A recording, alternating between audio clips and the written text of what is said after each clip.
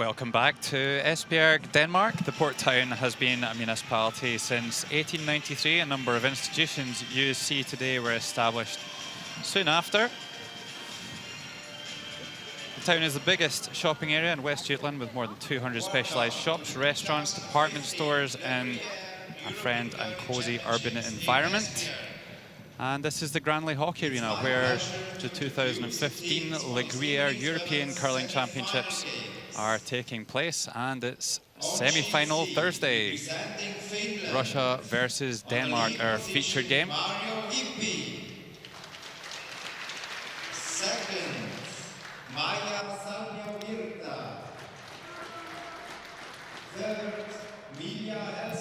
My name's Logan Gray, and alongside me, Sander Rovog. Good afternoon, Logan. Representing Scotland, lead Sander, expecting an exciting game this evening? Yeah, well, we had this matchup yesterday, and I think two pretty evenly matched teams, but Denmark's form may be on the decline after winning those first 6 games and dropping 3. I think Russia's going to have to live with being the favourites for this matchup, winning yesterday. Our sheet B, representing Russia, on the lead position, so let's meet the teams here. Erika Esche playing lead. Alexandra Reva playing second. Third, Margarita Fomina playing third position. And the skip, Anna Sidorova. And Anna Sidorova completing the Russian lineup. Representing Denmark. And leading for Denmark, Charlotte Clemensen. Second, Stephanie Rieska. Second player, Stephanie Riisdal-Nielsen. Third, Helle Simonsen. Third player, Helle Simonsen. And the skip, And of course, the very experienced Lena Nielsen skipping this Denmark team. Teams, you may do your sliders and take practice slides. So the teams shake hands before they do battle. Good game. Good game. And of course, a place in the final at stake. This is how they stacked up after the round robin. Russia outright winners on 8-1. You see Denmark there in 4th due to ranking. Finland beating Denmark. Scotland also out there. And Norway finishing in 8th spot will be in a challenge match against the winner of the B group to get a place at the World Championship, with the other 2 teams going down. And this is the semi-final situation. Russia against Denmark, Scotland against Finland. The winners going to the final to play for the gold and silver medal. And the loser of these 2 games will go to a bronze medal matchup tomorrow. And just confirmation, just the 2 games out there in the Granley Hockey Arena this evening. And Russia will be playing the red stones and wearing the black tops. Denmark playing the yellow stones and wearing the white tops. So here's Charlotte Clemensen getting this semi-final game underway. Sander, a golf in the amount of experience these two teams have got. How important could that be this evening? Well, Lena Nielsen obviously very experienced herself, but she has a younger front end with maybe less experience than the Russians. Just a couple of 100 games at Europeans in total for this Russian team, so it's certainly think they have more experience overall, but if Lena Nielsen can find her form and find a way to get the best out of her young front end, she might just win this one. Starting off a little defensive here, throwing it to the rings. I think we might see Denmark being a little more defensive. And it'll be interesting to see if Russia will be playing aggressively or just keep it simple themselves. So here's Charlotte Clemmensen, the 23-year-old from Copenhagen. Second time playing at the European Championship. Made the semi-finals last year as well. Sander, of course, this Danish team has the home support. Is that any sort of advantage? Well, sometimes it could be an advantage. I think it differs from person to person. Sometimes it could be just more pressure, really. You feel like you have more eyes on you as well. But hopefully it will be an advantage for the Danes. And hopefully the young girls won't be too nervous. Naruka Eshe, a real veteran of the Russian setup. Been involved in 4 Olympic Winter Games. Not many people can say that, I bet. Maybe you will be able to say that one day, Sander. That's very nice of you. So Stephanie Riisdahl Nielsen had an excellent junior career. Yeah, she hasn't made it to an Olympics, but she's played in an Olympic arena, playing the World Juniors in Sochi 2013. Racked up 5 wins as a skip.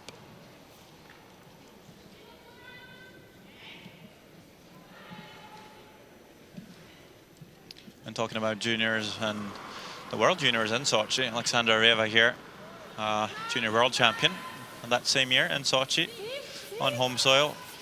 And after that gold medal at the juniors, she was picked up by Anna Sidrova's team, and she's been there ever since.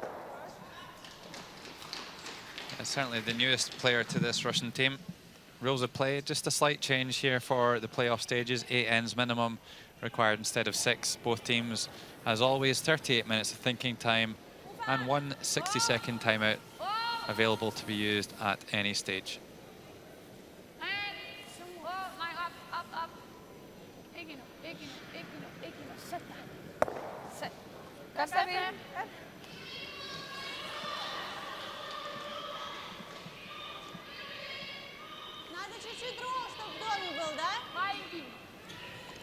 Одна была?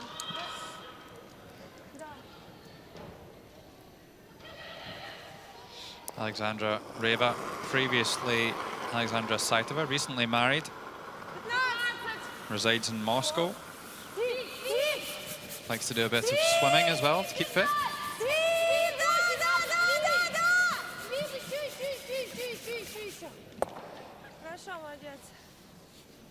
Yeah, we'll stick around here.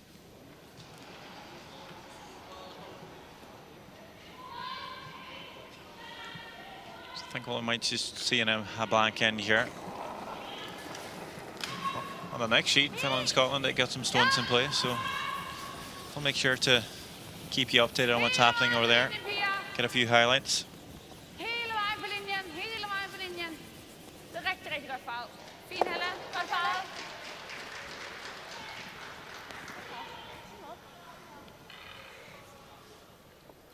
Just nice for the players to make a few shots here early on. It's a long game, 10 ends. So you have a lot of time to get the points up on the board. Both teams do have a 9-minute practice each still before the game started, so they should both have a pretty good guess about the ice. And none of the practice time really being wasted for the last stone draw, as the last stone advantage. The hammer has been predetermined on ranking, so should have been able to just throw stones about and just check every line, get a sense of the weight on every bit of the sheet. Ja, det er fint. Fint, Helle. Godt se, Line. Godt, Helle. Cool.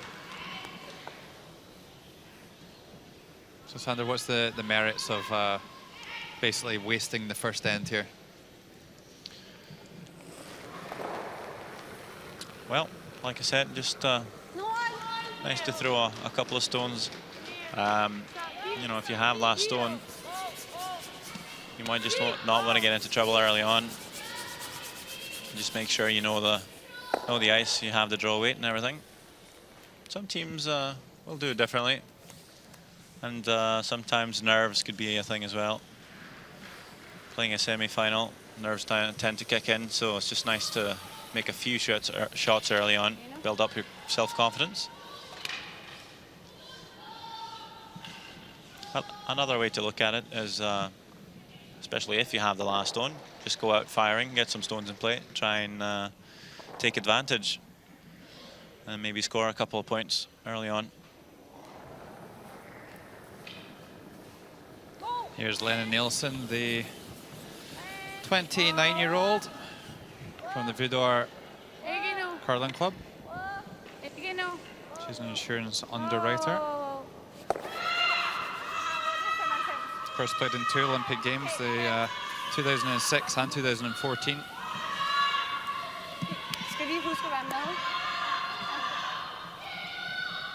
Just going to roll out on that occasion. Did talk about Lennon Nielsen having a solid week, racking up 6 wins in 6 games, and then dropping 3. That last game being to Russia yesterday.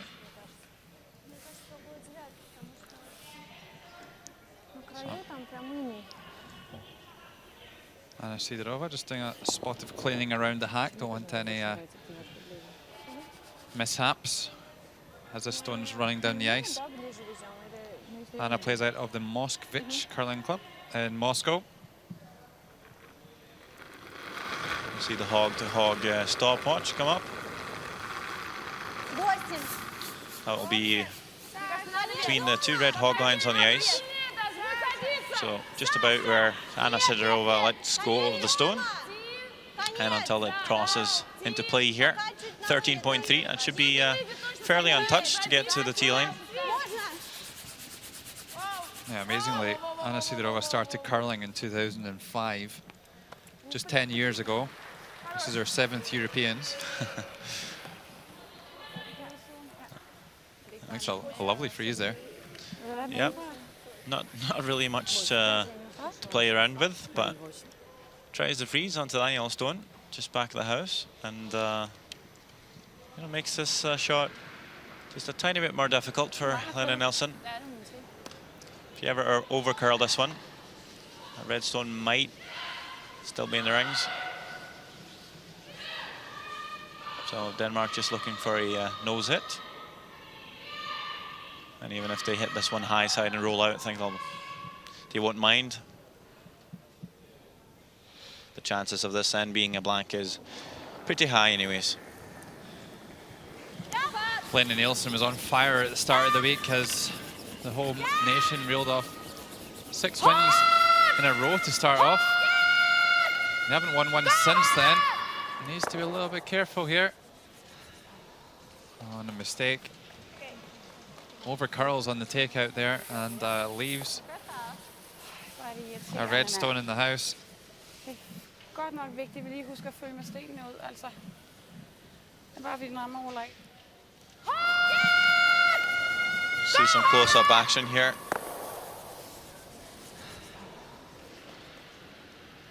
Yeah, and that red stone just spins far enough for Anna Sidorova to potentially play a takeout to lie 2. You happy with them playing this on the in-turn here, Sander? I think you might see some teams play it on the out-turn, but I don't mind throwing the in-turn. Just got to make sure not to overthrow it here.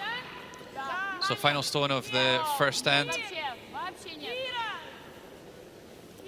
It's looking a little bit high.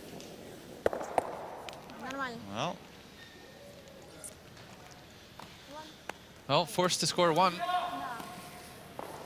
glorious opportunity out of nothing, really. And we did suggest that perhaps she could have played it the other way, might have had more chance of making that shot. But after one end, it's Russia 1, Denmark 0.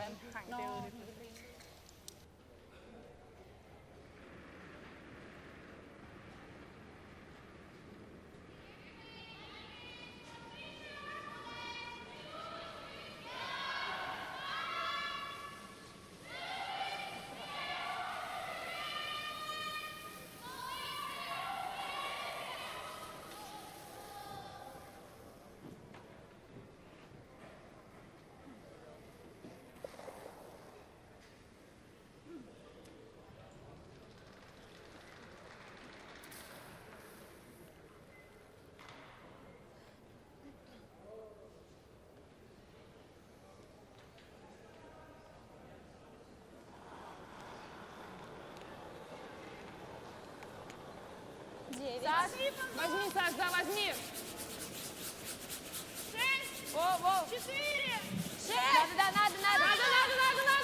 Well, Russia scored 1 in the first end. They had a chance to score 2 out of nothing, really, and Denmark will be quite relieved to get away with that one.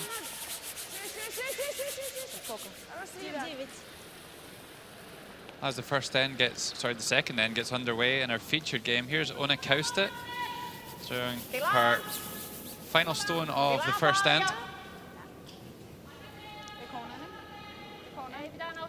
And a tough draw, but I think a chance to score 2 here.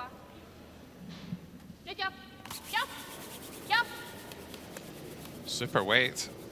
Well, it's definitely one. Who's lying second? It could well be a score of 2. Anna Sloan steps in to have a look. Still one to come there. Scotland, of course, have the last stone. After finishing second in the round robin.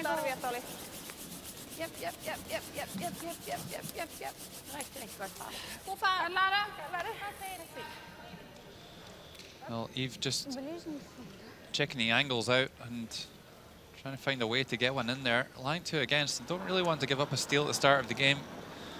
Finland on good form through the end of the round robin.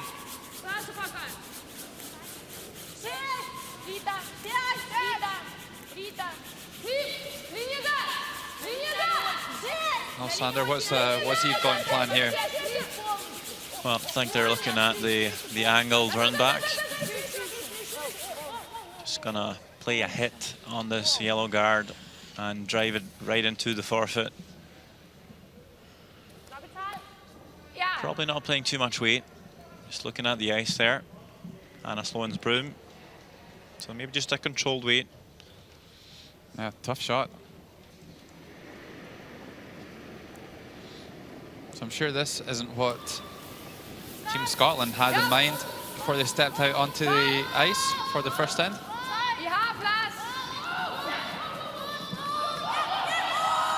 Must be close. Oh, just catches the top one. Wow. Looks like a steal of 2 to me. Oh, 1 in the measure, certainly. I'm sure that was probably part of the Scottish team's game plan to get lots of stones in play and put some pressure on early on, try and maximise their experience advantage. Not working out for them here, though, in the first. No, Finland not looking phased at all early on. And we're getting some stones in play in our game as well here on sheet B.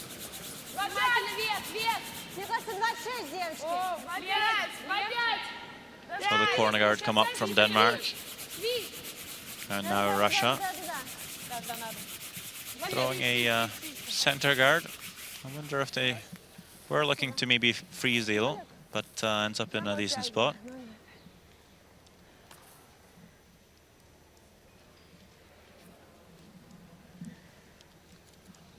And you'll see Lennon Nelson just call for the peel on the guards, trying to get both of them off, open things up.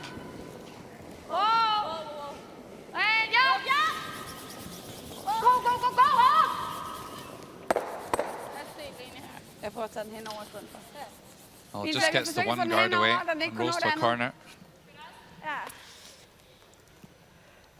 A little bit of a scrappy end going on here. That's certainly a little bit more exciting than the first end.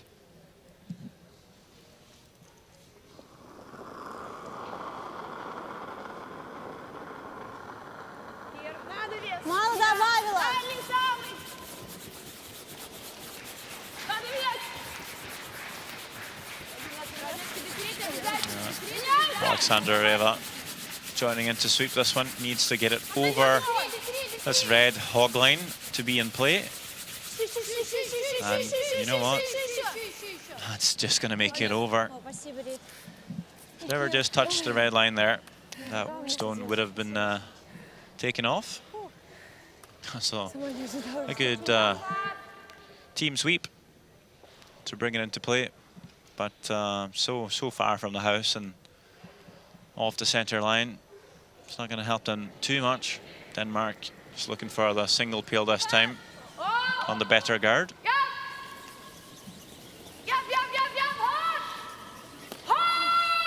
No, must be close. Oh, just trying to slide in off that other corner guard. Certainly improves the situation. Still quite a lot of debris out front there, though.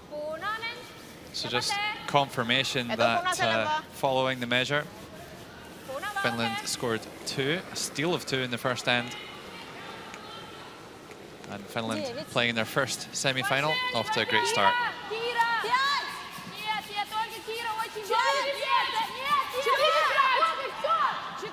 Just as a reminder, these are straight semi-finals. We don't have a play down as we used to do. So if you win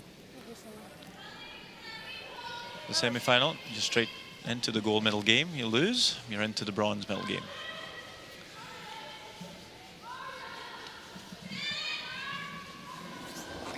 Of course, it's the first time that we've reverted back to the semi-final playoff system.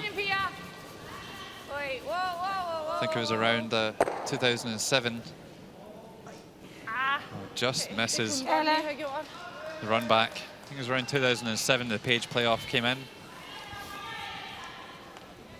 It was deemed a little bit too complicated, so reverting back to the semi-final, add a bit more drama to the competitions. I think also just for the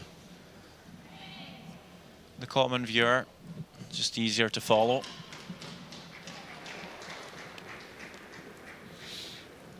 The page play down is a little bit confusing to the average fan, perhaps.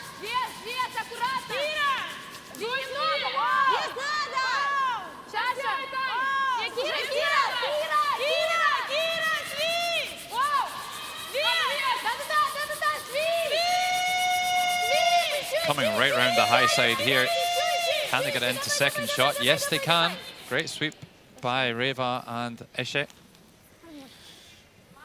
Now,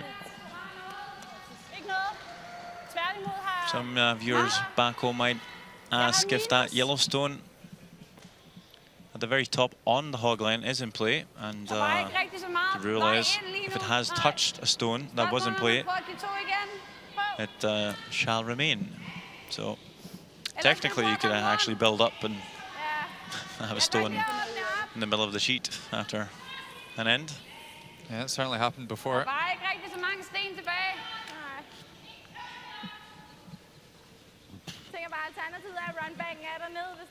Well, Ulrik Schmidt knows a thing or two about playing in the playoffs at the European Championship. A few times the bridesmaid, but never the bride. Didn't manage to get that gold medal.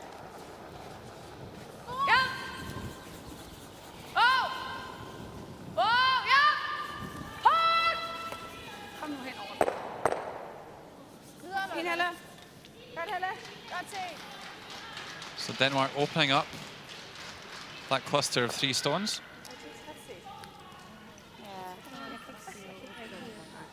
So there's the Russian coach, Roger Schmidt. Huge amount of experience there. Resides in Lucerne in Switzerland.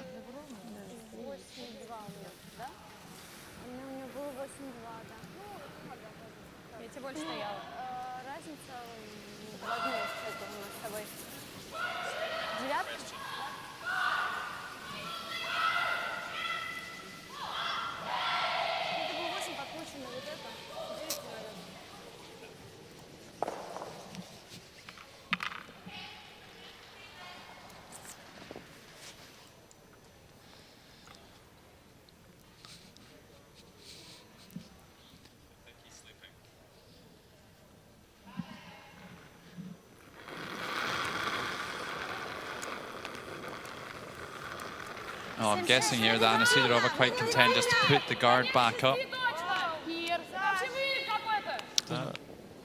Looking a bit hot at the moment. A lot of rotation. Sweeper's not really touching this one. And surely, if that was meant to be a guard,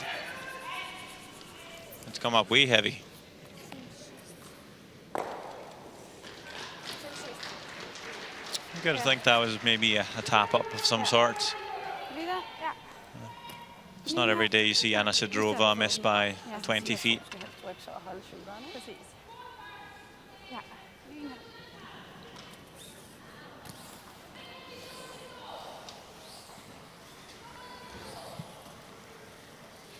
Certainly makes life easier for Denmark.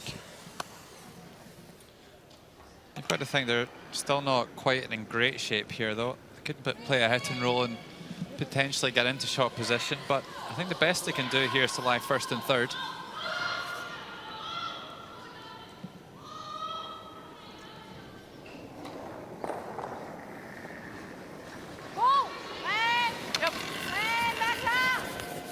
Really think Helena Nelson needs to bring her A game today if Denmark want to progress into the gold medal game.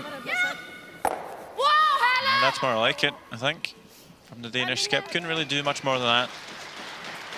Didn't seem like it was possible to roll in for shot stone. At least putting some pressure on Anna Sidrova to split the house. If she ever come up short or big on this draw, it would be an open hit for 3. And having thrown that first one almost through the hack, this might be a little bit of a guess for her. Oh, here's another look at that shot. Couldn't have really played it too much better. The only way she could have got into a shot position there was just to drop the weight. Anna Nelson clearly didn't want that one swept. She knew how important it was to make a roll.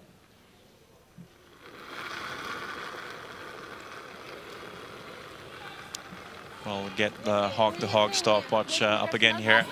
Remember, she threw a 13.3 draw out to the wing in the first end. That came up a little bit heavy, so probably looking at a 14-second now.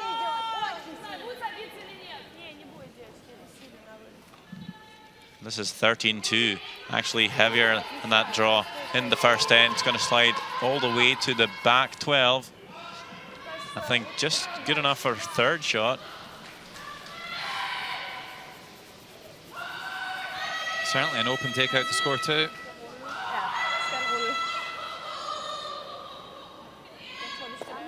Certainly looking a little bit concerned, Anna. I expect her to miss the 8-foot twice in one end. Ja, jeg tror, det er vigtigt, vi ruller.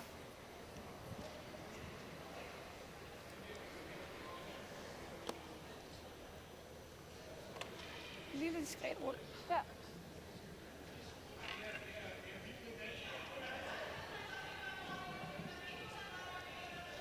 Well, you gotta think you're not gonna get more opportunities like this, or not too many, against Sidrova and her squad. So better make this one count here. Last stone of the second end. Not quite sure if a nose hit is enough. She might need to roll this one in. Just waiting for the curl. And I believe that's enough. Get a little nudge in there. And that should be a score of 2 for Denmark. Certainly should be. And Denmark, the host nation, moving into the lead. So one-sided game last night between Russia and Denmark, but Denmark sticking their noses in front. Ja. Bare husk, hvad vi taler om det hjemme. Prøv bare at komme ud til kosten og sætte stenen med.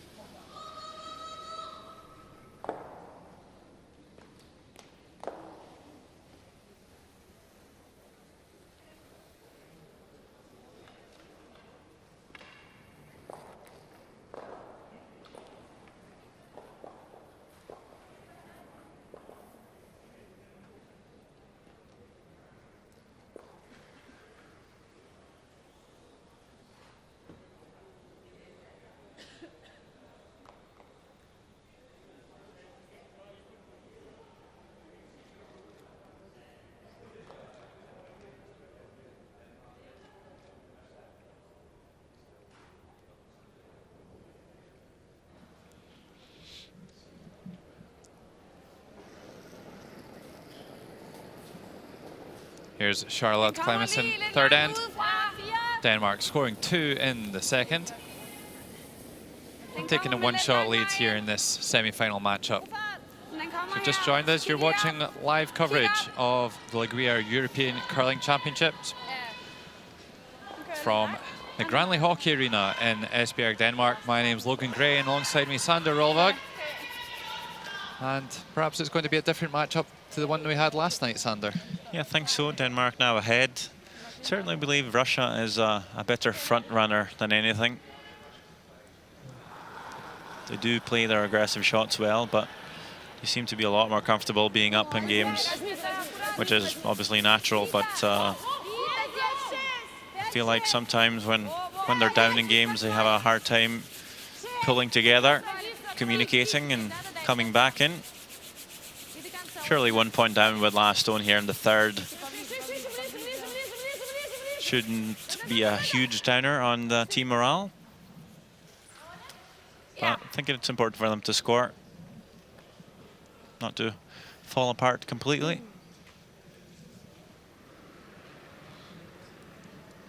Well, just drifting past the tee line with their first stone of the end. Be looking to get one in front this time. I think if the first one was in front of the tee line, she could afford to throw a center guard. She might want to bring this one into the rings. Just all defensive.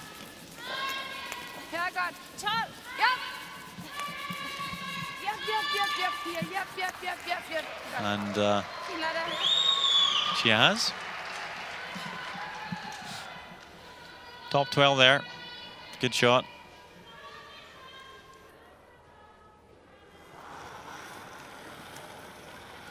Russia will be allowed to play the hit. Esbjerg looking for the hit and roll.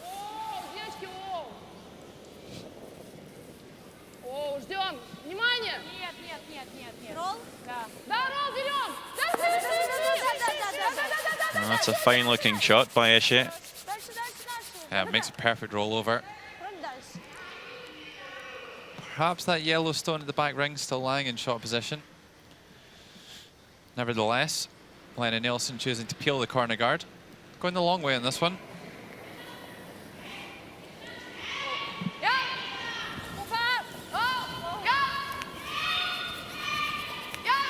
It certainly could peel it the other way.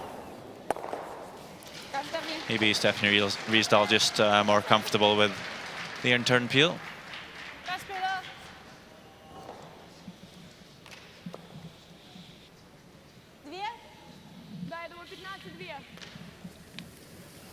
Well, right next door, the other semi-final going on, Scotland and Finland. Finland stealing 2 in the first end.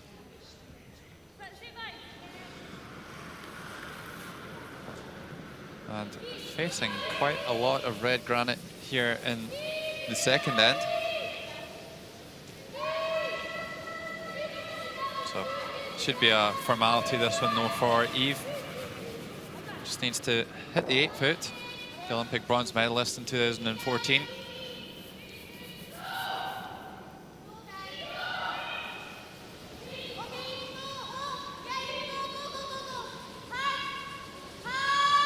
Well, the Supers having to go to town on this one. And Anna Sloan coming out to help. Well, how many is that going to be? Is that another 2? Certainly looks like it. And Eve and her Scottish team not making the start that they were looking for. Back-to-back steals of 2. You won't see that very often. 2 ends played. And it's Finland 4, Scotland 0.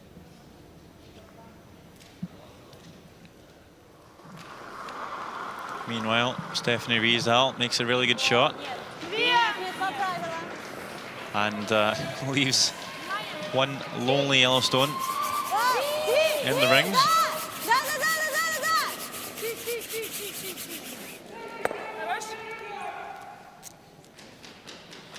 Nice hit by Reva.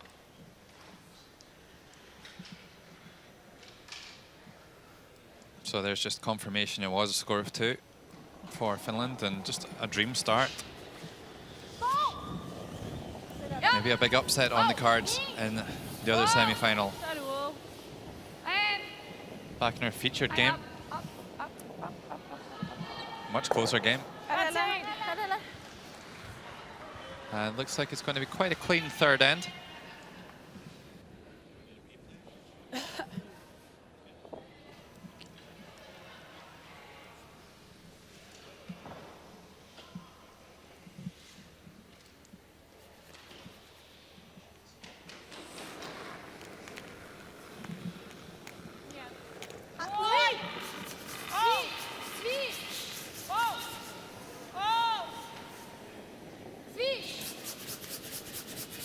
Well,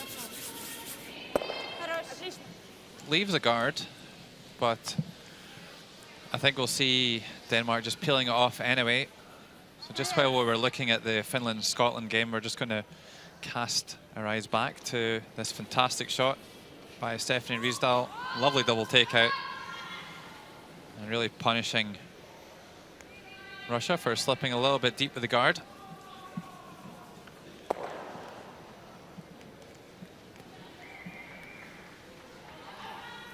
I must say the Danish are looking really up for this game. Looking very animated in their reactions. Showing a lot of passion out there.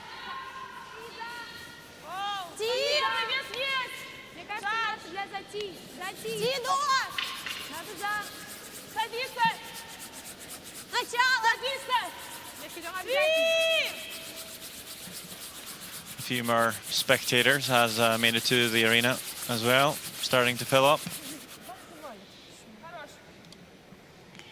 As 4 minutes, we'll draw the wing. Yeah, Evan just scrapes into the ice no more. If Linda Nilsson wants to lie in a scoring position, she may have to make a slight roll inside.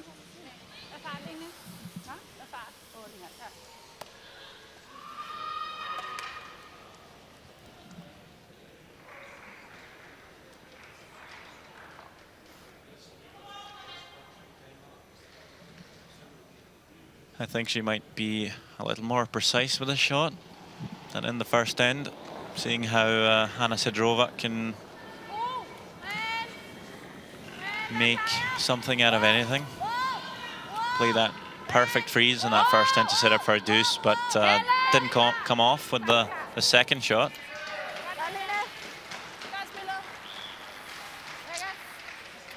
Well, a nice shot to make the roll there. Certainly don't want to hit it on the beak and give Russia a chance to come around to score two.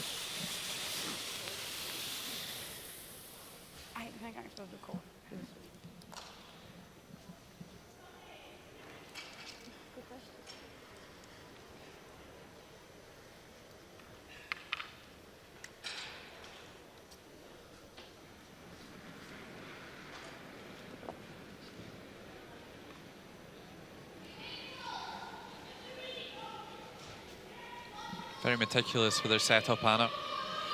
Making sure she does it the same way every single time.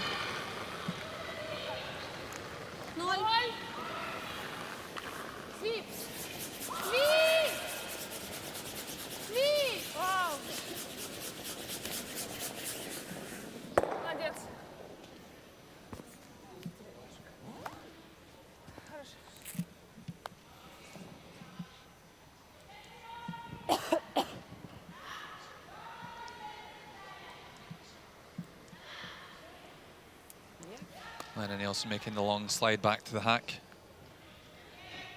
Certainly going to have more difficult shots today than this one. And more crucial ones.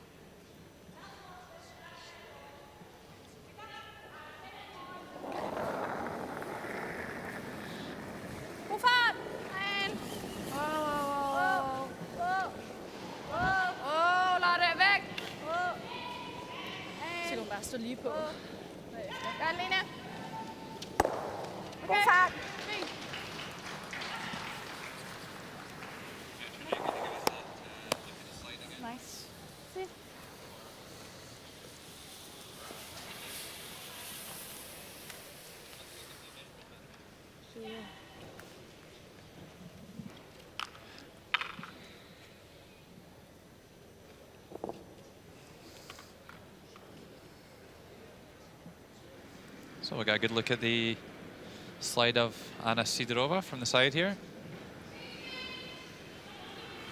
It's 33 feet from the hack to the hog line. The stone has to be released. And the supers are released as well. Should be a straightforward shot here. Makes a hit and roll out and blanks the third end.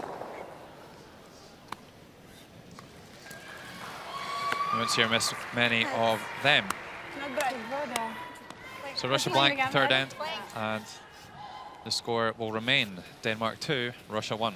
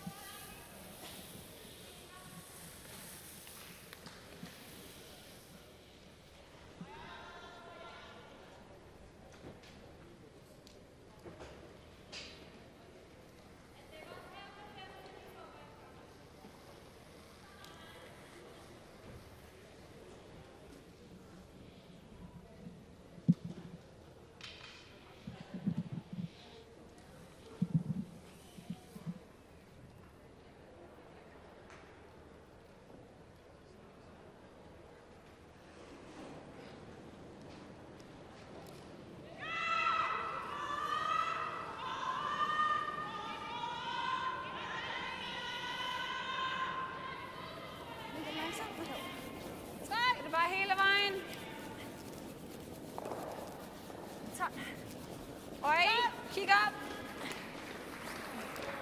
Kig lige op, kig lige op, kig lige op. Ej, lad nu være. Lad nu være.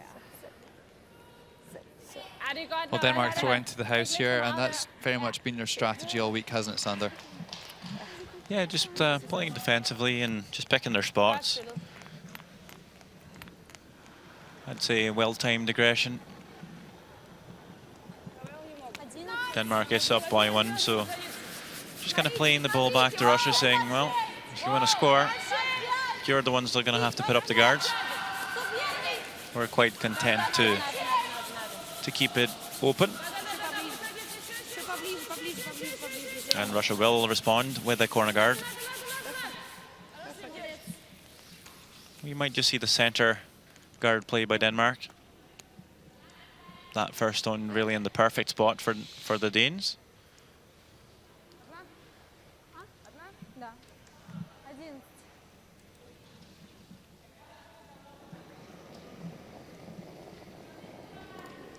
Charlotte Clemenson playing 85% for the week at lead.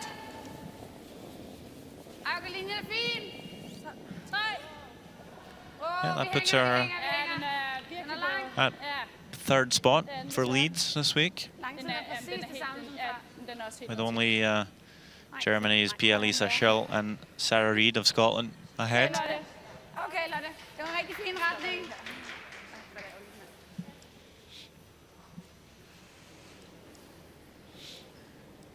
And I think we'll see Russia move these yellows around a little bit.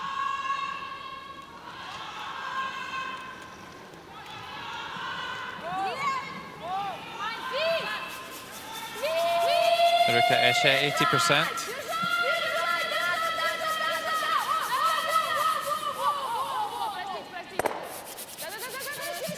Sander, do you think this Russian team have missed the Katerina Galkina at all this week?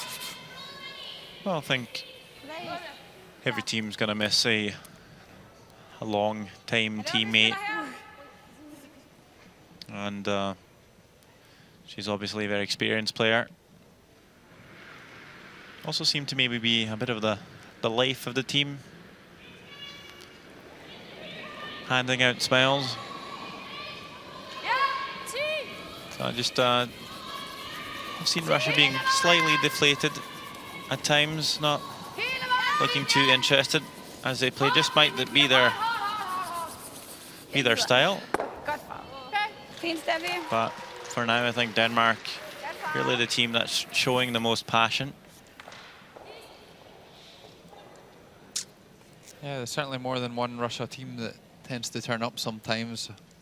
We saw both of them yesterday, the game against Sweden. They were trailing for a long time in the game and didn't look particularly interested. And then we saw the game in the evening when they played against Denmark. Much more controlled, much more into the game, and much more dominant too. Of course, they did win both of these games anyway. Alexandra Reva making a bit hit and roll to the outside of the corner guard. Nice shot there.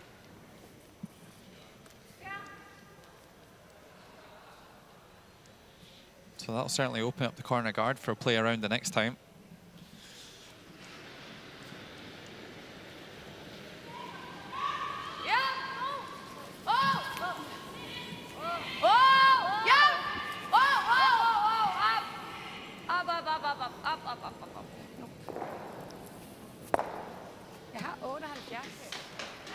Well, that might not be a bad thing rolling through the foam. What do you think, Sander? No, I think putting another Yellowstone there might just be another catcher. Seeing how Russia's coming around the corner guard. And if Denmark ever sees a piece of it, probably try and come after and peel it out. And if there's a wall of yellows on the wing, might just make that shot all more difficult. Already one Yellowstone there.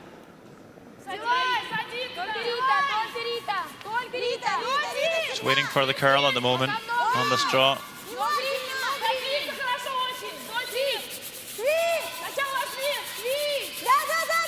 Looking pretty good as it's just entering the 8 foot.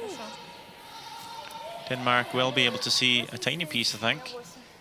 But Lena Nelson electing to peel the corner guard.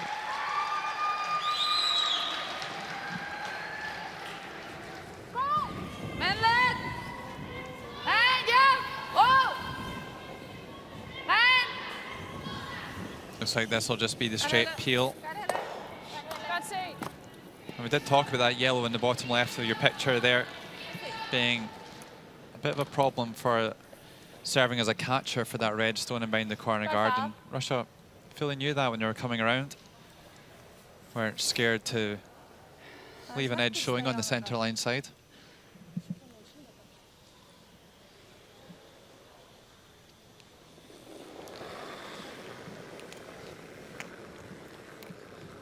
%82% for the week, Margareta Fomina. Good shooting for a third player. Russia going to stay outside of the house for another stone here. Fully expect them to see them splitting the house at some point. Over here in the 2 versus 3 semi-final. Finland leading by 4 shots to 0. Here's Una Kauste with her final stone of this third end. Eve still with 1 to come. And Scotland looking in good shape here. Looks like they're just playing the cold draw.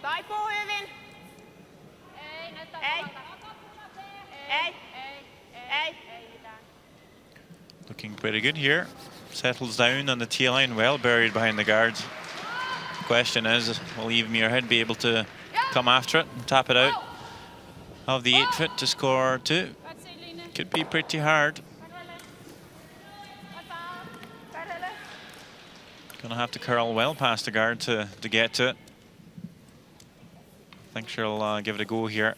Just gonna make sure not to overthrow this one, or else it might just track and you might not be able to catch the red at all.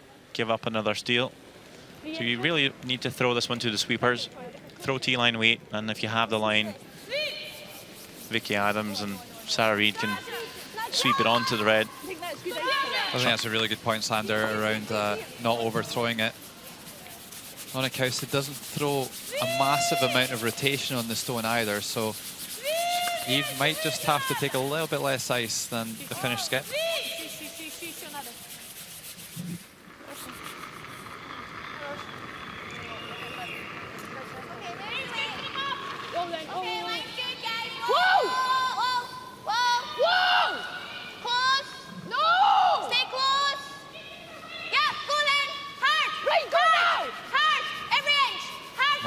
I'm not sure this has got enough running to move the stone. Is it even going to get to shot position? Scotland can't afford to give up another steal here, and that's what they have done. Well, I don't know if Eve's just throwing it light or she's got a bit of a slow stone there, but whatever the reason, it's just not working at the moment. 3 steals in a row for Finland. And Finland leading Scotland by 5 shots to 0. Could we see Finland in the European final? Who would have taken that bet?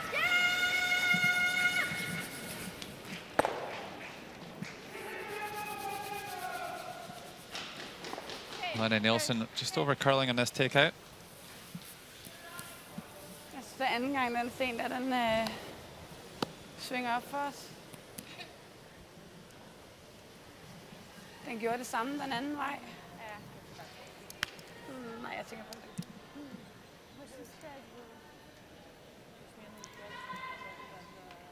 So Anna Sidorova just going to split the rings with this one. Get in there to lie 2 after Lena Nielsen just over-rolling there on her takeout.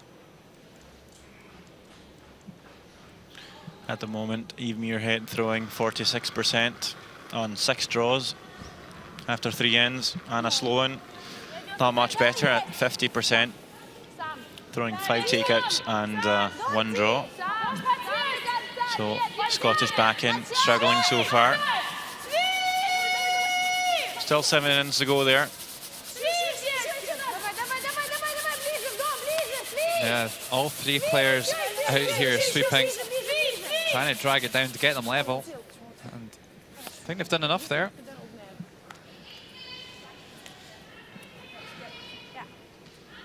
Well, what players can you name in there?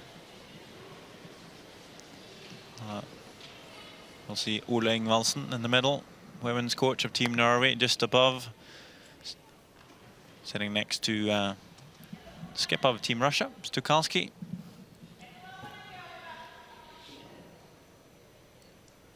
Yeah, always nice to see some of the players from the other teams who aren't necessarily still in the competition or even in the men's event coming in to enjoy this evening's performances.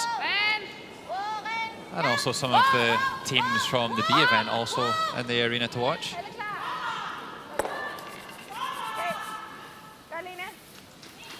Not quite being able to roll all the way over to the other red stone, leaving a fairly straightforward nose hit for 2.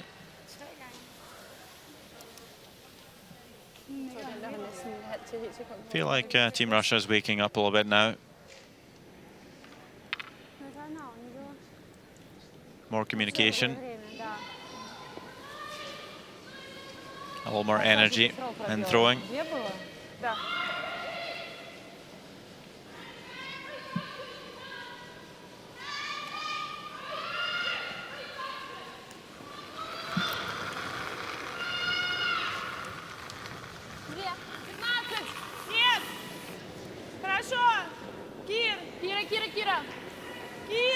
Just waiting for the curl on this one.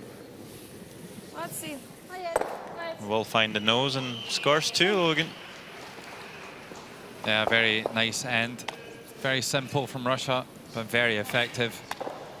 Getting a juice in the 4th end. And the score now, Russia 3, Denmark 2. Ergo er det den der måde, vi gør det på.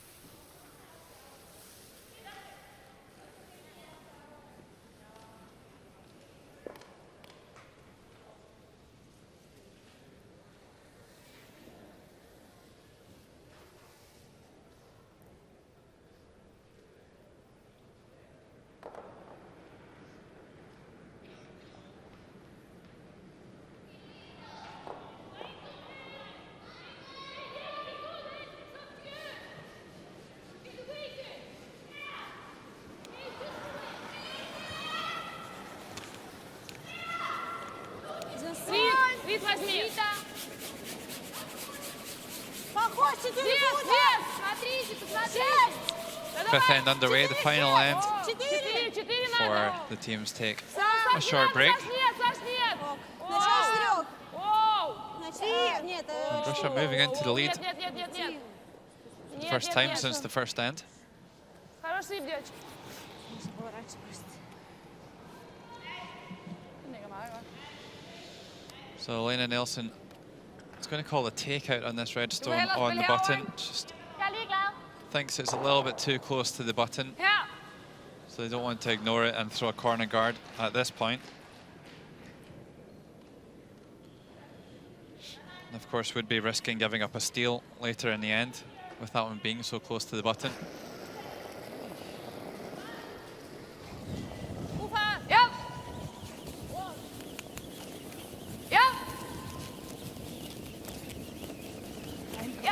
Yep. Yep. Yep. Okay. Whoa. Okay, Lade. Sander, from a Russian perspective, do you think you might see a lot of teams playing the centre guard there from the point of view of playing the scoreboard? Well, certainly you try to force your opponent to score a single, and we're in the fifth end here, so you might start thinking about keeping hammer for the even ends, allowing Denmark to blank here. They will retain the last advantage for the sixth end, so I wouldn't mind seeing Russia throw up a centre guard. But both teams just being slightly defensive here. Haven't really seen too many stones in play except for that one end where things got all messy. Yep. Do you think that's just down to the magnitude of the occasion? That could very well be.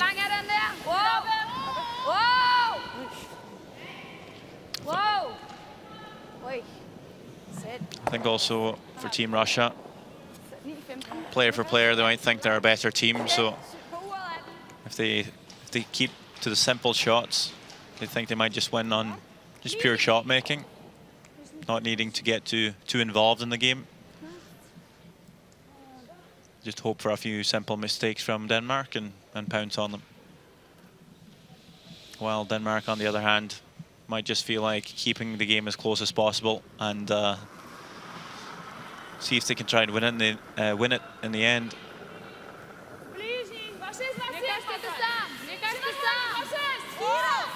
Well, they certainly will have their strategies, and it will all be planned out before the game to maximise their strengths and make the most of the opposition's weaknesses as well.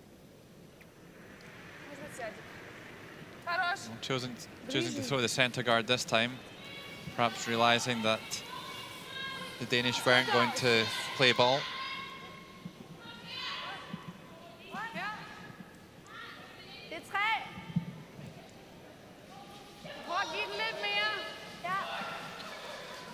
Well, Sander, what do you think of this call? Yeah, I don't really like this call. We talked about well-timed aggression. I don't think this is a really good time to set up for your deuce. You're in the fifth end. There's a centre guard in play, and it's a red one, belongs to Russia. Certainly not the best of spots to try and generate a deuce. I think you just peel the centre guard here, get your blank, keep hammer into the halftime break. And then you can plan the next 5 ends and try and score a deuce in 6. Saying that is a very good draw by Stephanie Riesdahl. So this end really changing on us. Do you think that Anna Sidorova, in calling the centre guard there, perhaps realised she made a mistake with the first stone at the end? Yeah, I think so. She was probably expecting Denmark to throw the corner guard, and when she saw Denmark playing the hit, she realised, oh well, I'm going to have to throw a centre guard here to force Denmark to score. I believe Russia would like to have the last stone advantage in the 6th end. Oh, another great draw here. Comes right to the face of that yellow stone. And with the guard being so tight to the house, that could very easily be run back later on. Yeah, as it sits just now, the scoring area pretty small for Denmark to be able to get another point in there.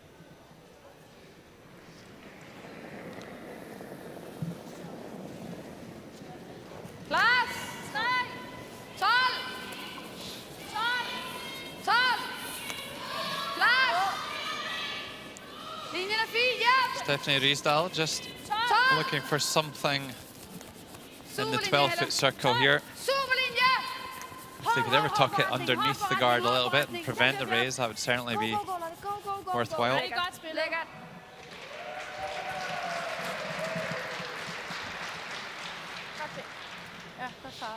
Nicely done there by Stephanie Riisdahl. Finds a pretty much perfect spot.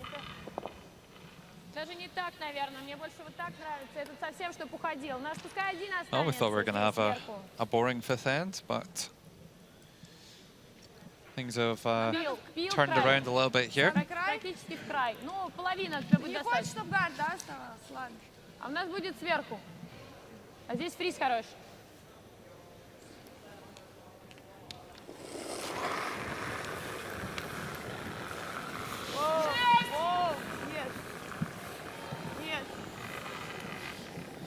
Well, this is maybe a slight problem with the call.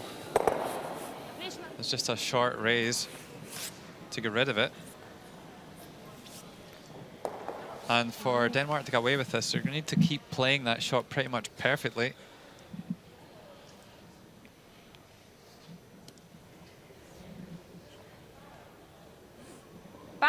Really not too much room to work with at all here.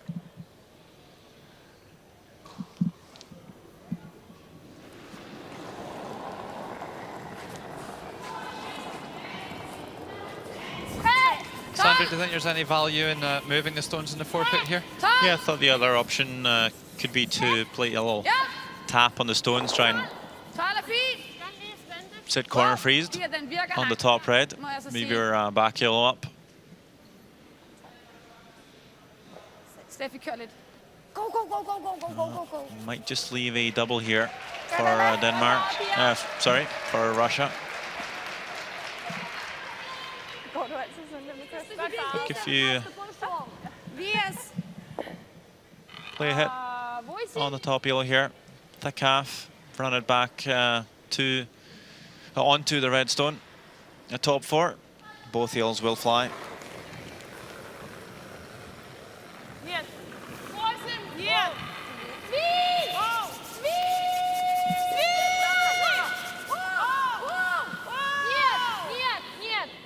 Well, there we go. Great shot. Very close to keeping that red one on the wing as well. Yeah, it seemed to be almost reversing itself back along the tee line there towards the house, but didn't quite get back in to touch the house. Another look, great shot there by Margareta Fomina. So much rotation on the rock, so it tends to roll pretty far.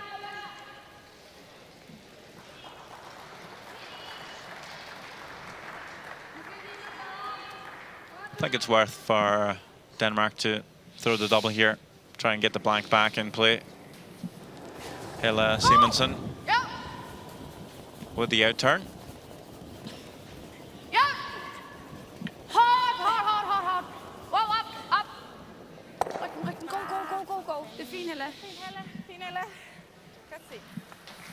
Doesn't make the double, but rolls the shooter into the house, so at least making Russia play ahead.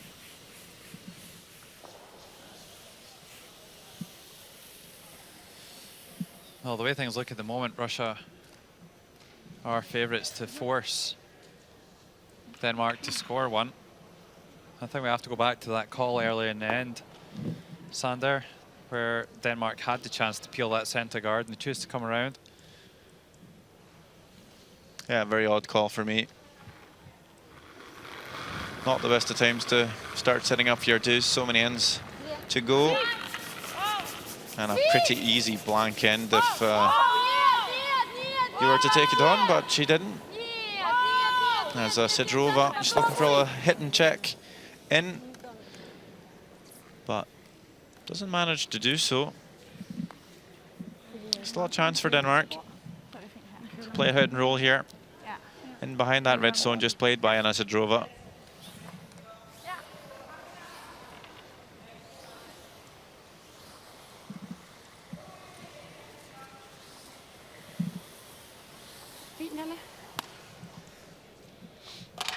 Yeah, definitely a half chance here with a good hit and roll for Lennon Nielsen.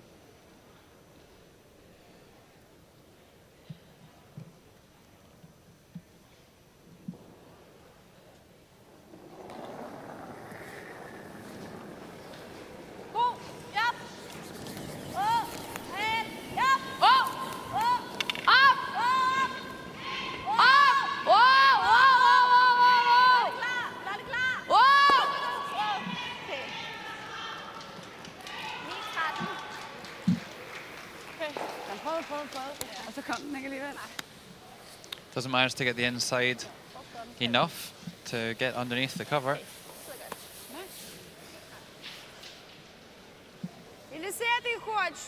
Not the first time she's overthrown the hit and roll. Just need to tighten up the ice a little bit, or take some weight off, bring the sweepers into consideration.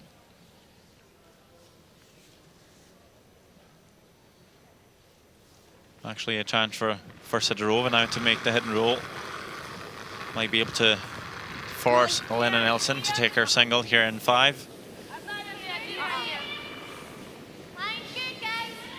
Just next door, we're also seeing the final stone of the end from Eve Muirhead. Already lying 2 in the forefoot.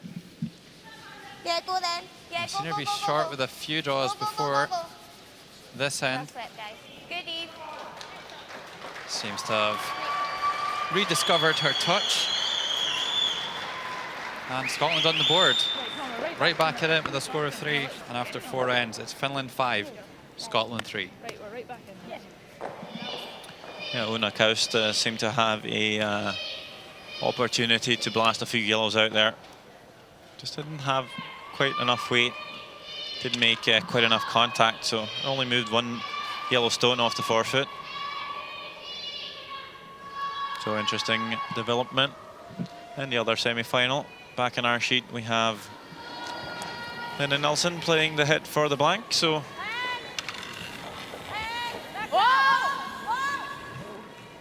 just looking to retain hammer. Well, needs to curl for a piece. Comes up nicely at the end. And eventually the 5th end is blanked. Don't really know what happened there. Perhaps a little bit of a tackle. Trying to get an advantage in the second half. After 5 ends, it's Russia 3, Denmark 2.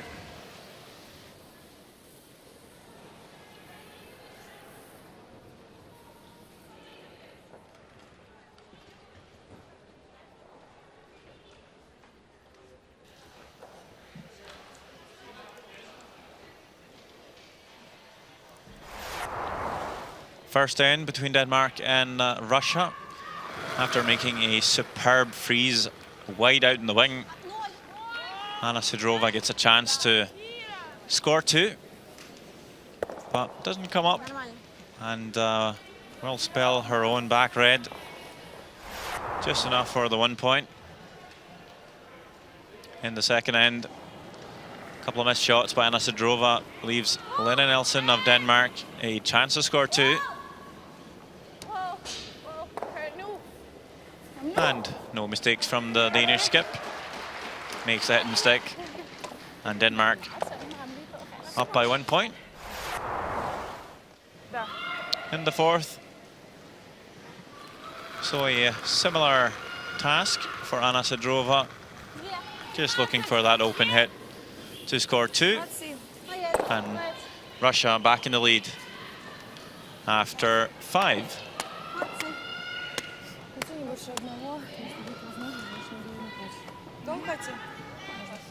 Ergo er det den der måde, vi gør det på.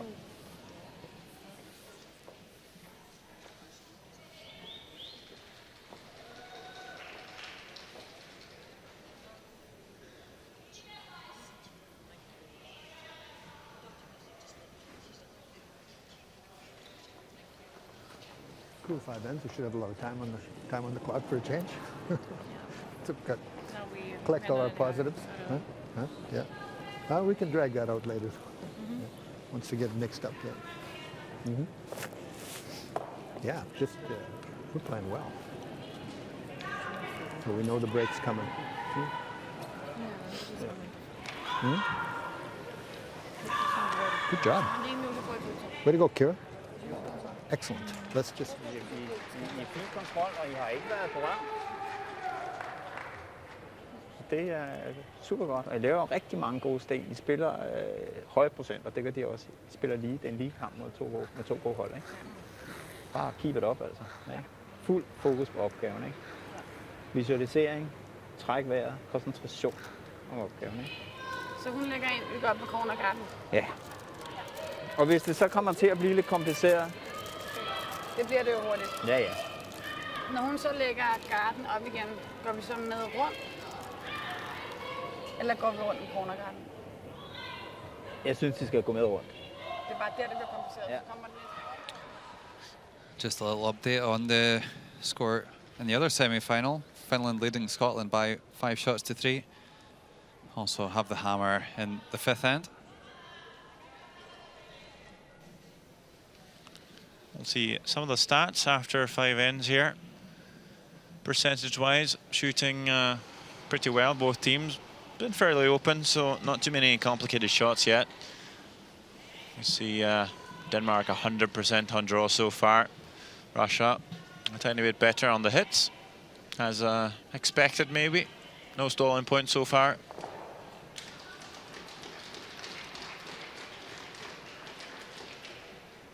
Was able to listen in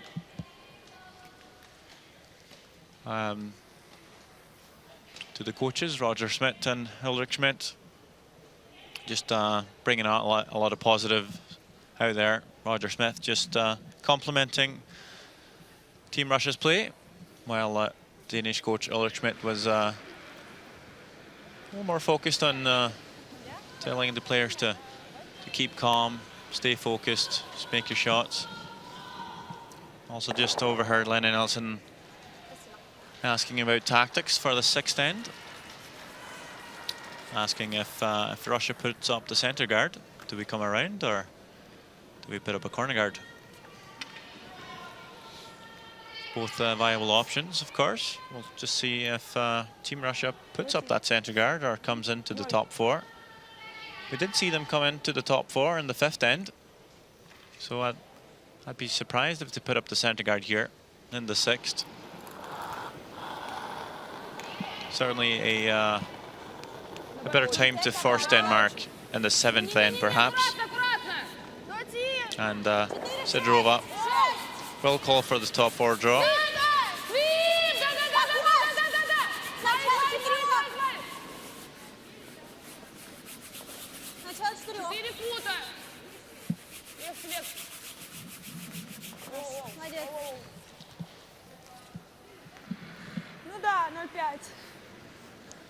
Well, Naruka Eshe playing well above her round robin level, raising her game for the playoffs. Some 15% higher this evening.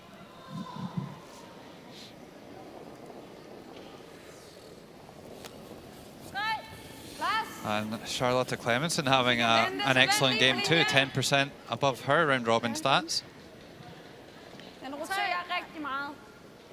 Yeah, like mentioned, Clemenson ranked number 3 for Leeds so far this week, while Eshe is down in 7th. So maybe advantage Denmark at lead spot.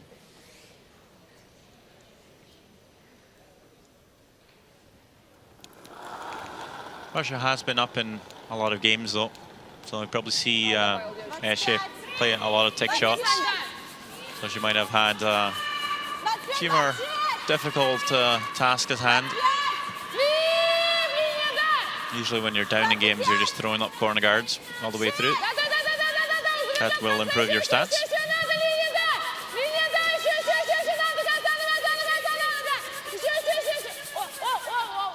Some solid lead play so far in the end. Top 4 draw, corner guard, and a really nice centre guard to protect that stone in the house from Eshe. Choosing to play the freeze here on the in-turn. I think we'd see a lot of teams choose to play this kind of shot on the other handle, on the side of the corner guard. just to try and start to move the play towards the corner guard. Ja, lige nu må den gerne være 12. Men den er 8. Helt væk. Ja, 12. Helt væk. Du gør et eller andet. This one having some curling to do as well. Go nu. Kør. Go. Det er ellers en god fart, Lotte. Sedrova seems to think there's enough room to get to the inside of the hill. Probably looking for a hack weight of sorts.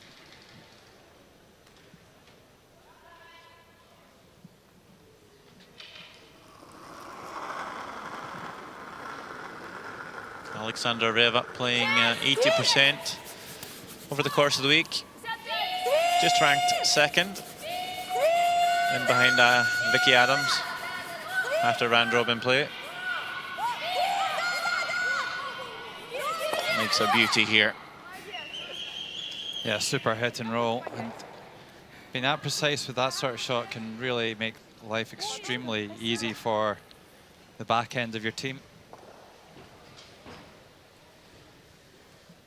These hit and roll shots look so simple, but if you can play them really well, then it really is a huge advantage.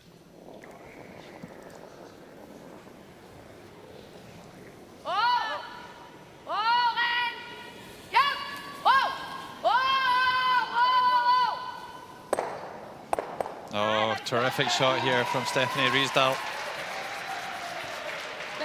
She's been a few crackers this evening.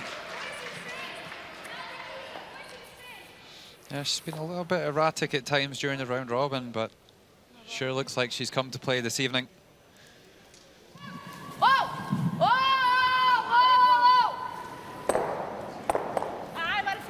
Oh, couldn't done too much better there.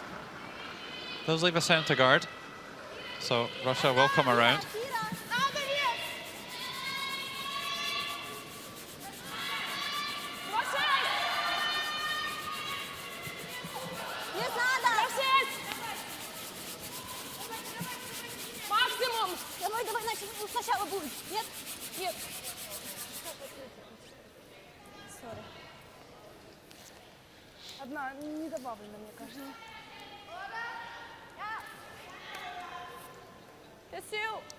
Ja, du har lige fået squeeze mere.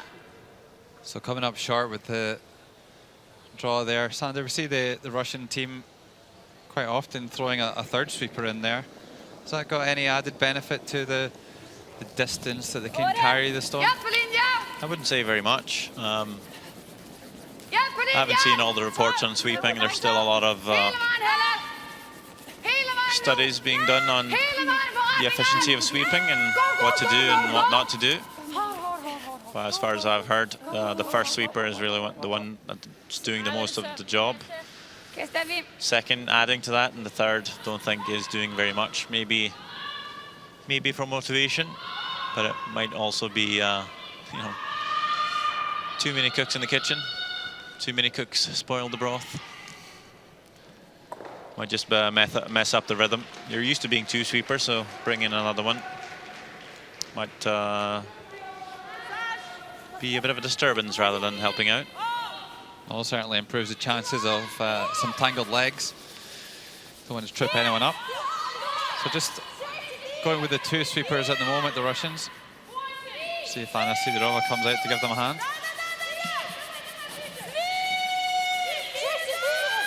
What you might see is if one of the sweepers tends to tire out, the skip, for example, might come out and just swap.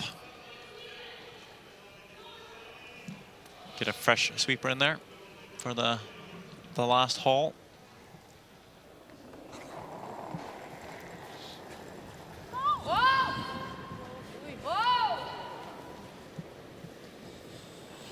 Sounds a bit wide here.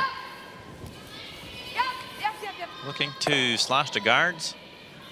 Does not even touch any of them. And peels off one of the corners. Huge mistake there by Helle Simonsen.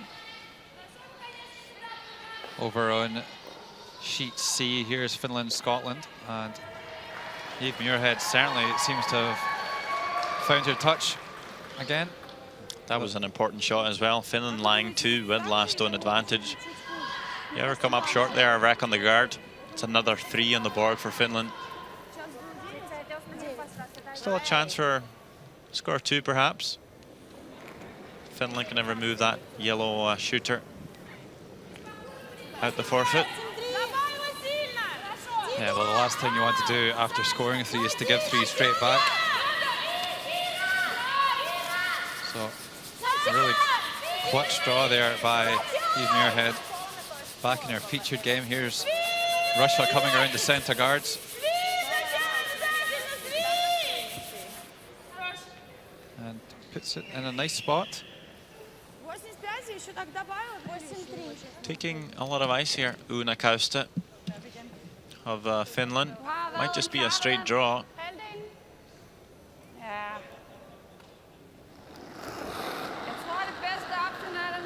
You did mention how she has a bit less rotation than some players. Might get a little more finish in the end.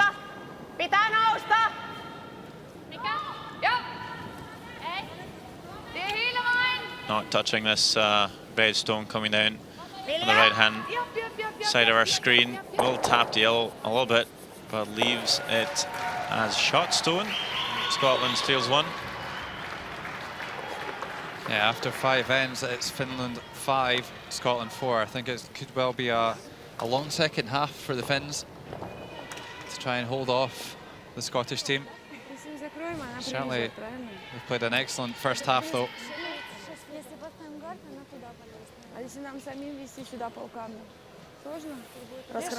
Well, I think the Russian team sensing a big opportunity here.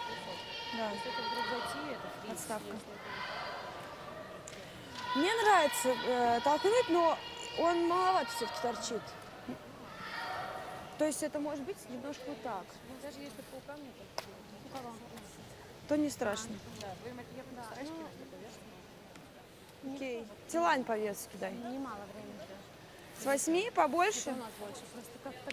Well, one of the things Coach Roger Schmidt mentioned in halftime was just don't panic. Stay calm, just play your shots, and I'm sure some chances will present themselves.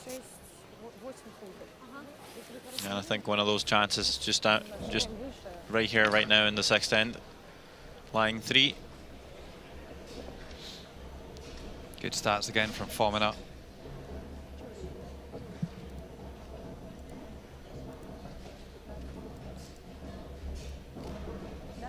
Well, Margarita Fomina is at top of the standings as a 3rd player this week, shooting 81%, along with Anna-Lena Jentsch of Germany and Helle Simonsen of Denmark.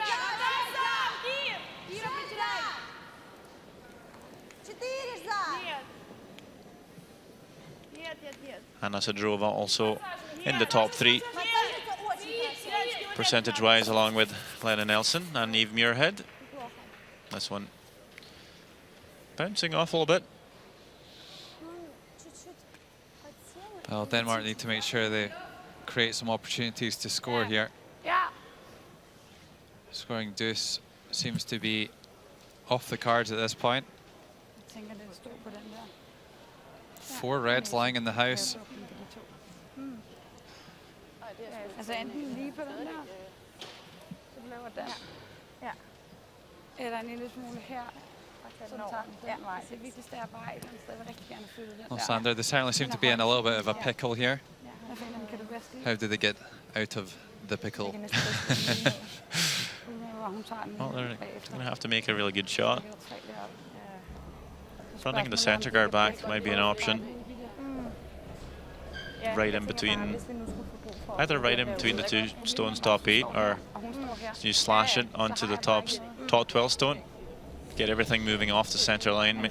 Might just open up for a draw on her last one. Don't seem like they're looking at that at the moment Jeg tror, jeg er though. smartest, at vi prøver at stå på næsen for de to. Nej, rullet. Den. Ja. Måske bare doble, når det er en lille rull. Bare. playing it a little bit safe, perhaps. Just wanting to get a stone into the house. It's trying to lie second shot here. Sort of damage control, sort of setting up for the next shot, hoping there'll be a chance to score one, or perhaps two. Yeah, the problem I have here, though, is if they do play the hit and roll and corner freeze at Redstone, then Russia are just going to throw a guard, and it could well be a very tough draw to score. Let's see how it works out for them anyway. Well, Denmark must be near the top of the standings for technical timeouts this week, that's for sure. There's no light in it. It's not working. So, Sander, what's a no lights. Technical timeout? Well, both teams have a time clock that will run. When you take a technical timeout, they'll just stop your clock if there's a technical issue to be sorted out. Usually, it is the handles on the stones. You'll see the umpire just standing at the hog line, and we'll just check if the stone is released in time. He hasn't put his hand up, so guessing it's good. It would take a brave man in that position to take a stone off after a faulty handle. Well, makes a double. I think that was pretty much the call. She was looking for the nose hit to keep her shooter there and use full position. Anna Swedrova looking to play the nose hit right back. And like you said, she might have a tough time scoring. Lena Nelson.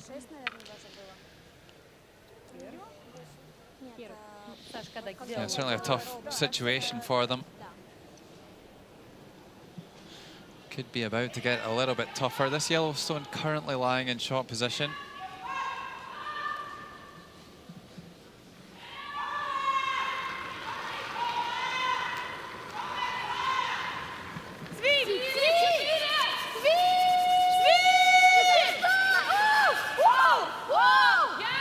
Maybe he jumped the gun a little too fast here.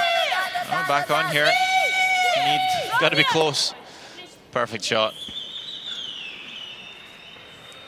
Sits on top of the 12 and has only really left a wide in-turn draw for Lena Nelson here.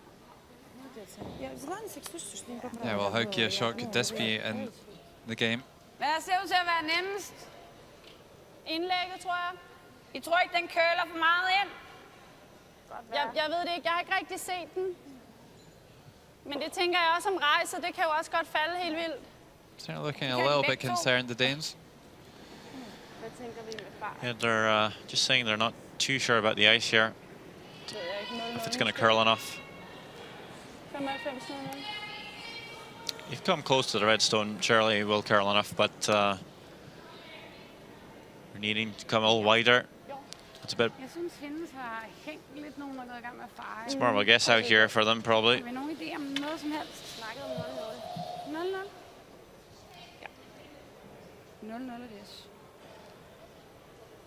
Well, I think the most important thing here for Lena Nilsson is not to give up more than one.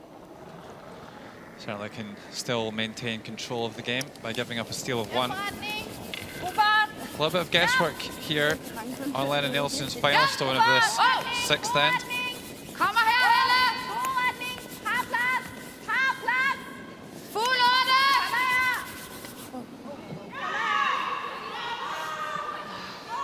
Maybe a little bit keen with the brushes. And certainly aren't going to get into shot position, but still a good draw all the same from Lena Nilsson to reduce the damage. That could have been a lot worse. So it's a steal of one for Denmark, and I think Denmark will be quite happy to see the back of that sixth end. On to the next one. Russia 3, Denmark 3.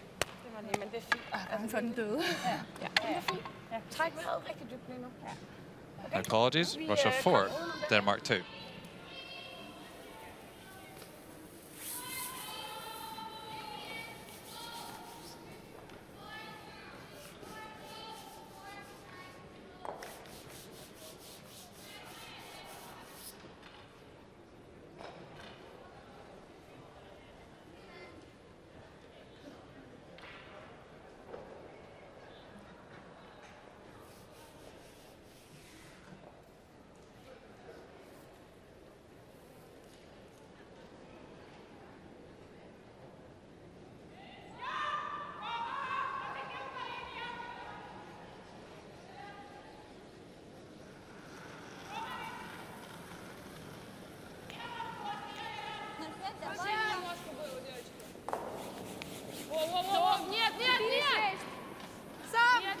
Well, that was the first steal of the game there in the 6th end. Russia, the benefactors of that. Moving into a 2-shot lead for the first time in this semi-final.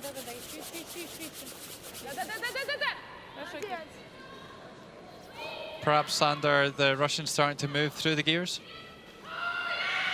Yeah, I think it's again our first Denmark to a score of 1 here in the 7th end. They'll be up 1 with hammer in the 8th end and in full control of the game. So really key for Denmark to score 2 here, to have a chance. Like I mentioned, Russia, really good front runners. Can't really give them not too big of a lead.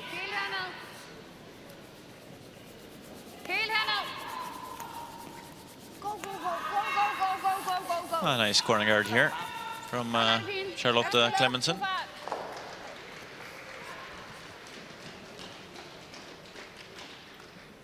Yeah, they'll certainly need them to try and get a multiple score on the a multiple score on the board with the last on advantage.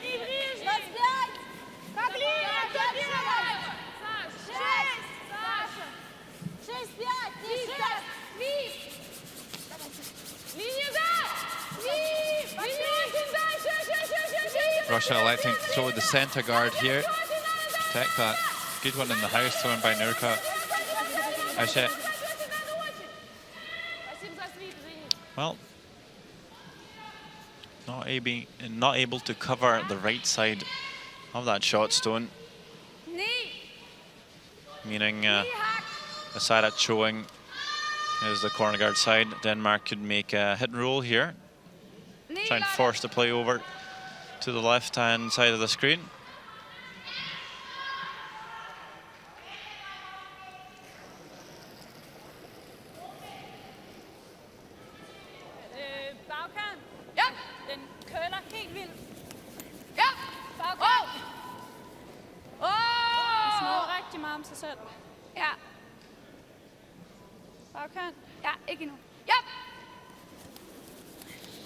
Well, I like this call from the Russians, just pushing this red to the back of the tee line. Sorry, by Denmark. Clearly fatigue is setting in my brain. Well, it's a long week of curling. Thanks for your support, Sander. Denmark rolling out into the open now, and Russia able to make a takeout. Good thing about moving that stone is just opening the forfeit area, widening the scoring area. If Russia can't make this perfect roll back in, things looking a bit more spacious for the Danes.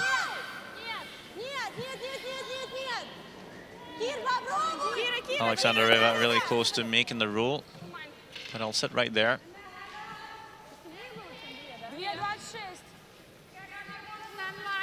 Yep, like that roll here.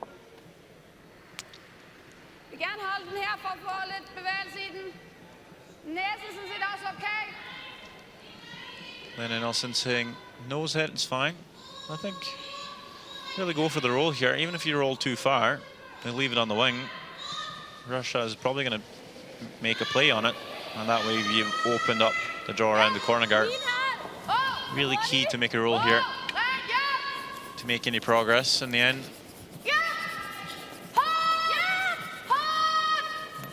And they've just played this a bit too safe. Leaves it right there. Russia will be able to play a little hit and roll back again.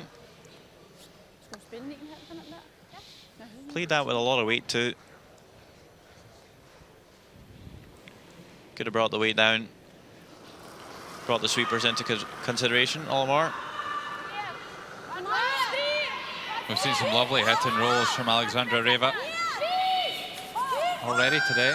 Can't you find another one here? Looks close.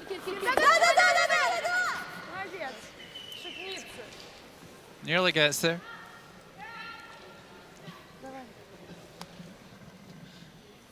Another chance here for Denmark to try and find the hit and roll behind the corner guard. Might even rumble that red stone behind the tee line as well.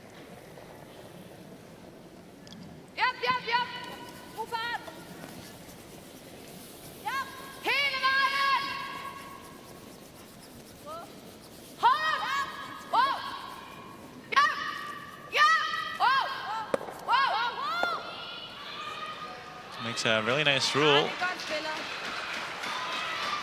Not in behind cover, but like mentioned, if Russia plays a hit here, they'll be able to draw around the corner guard and lie shot. And surely Sidorova has acknowledged that. So with them lying shot, they're just going to come around the center guard.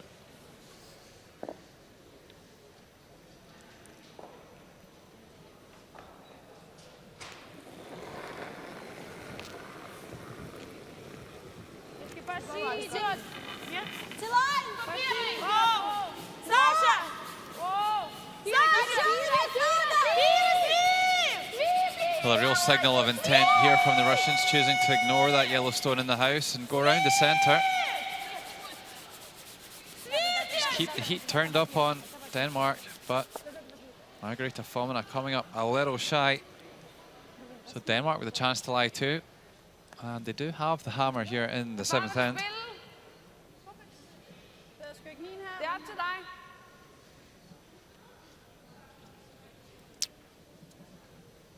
I think Denmark is just looking to play the nose hit, really. If you make the roll in behind the guard, you will be back of tee. And then Russia could just draw down onto it. Needs to hang around here.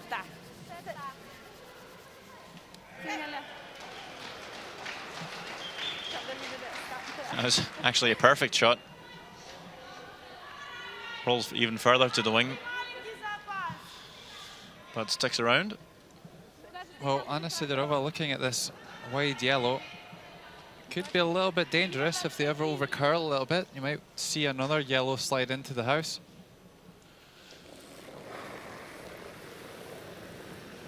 Margarita Fomina needing to make up for that previous error.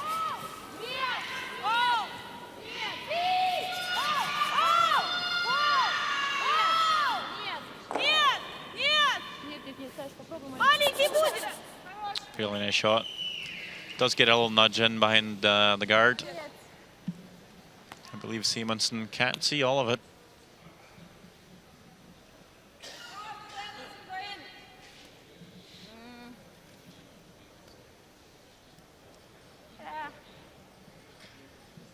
Det er bare, hvis du laver den der, så sidder hun inde bagefter. Ja. Jeg kan godt lide at komme først.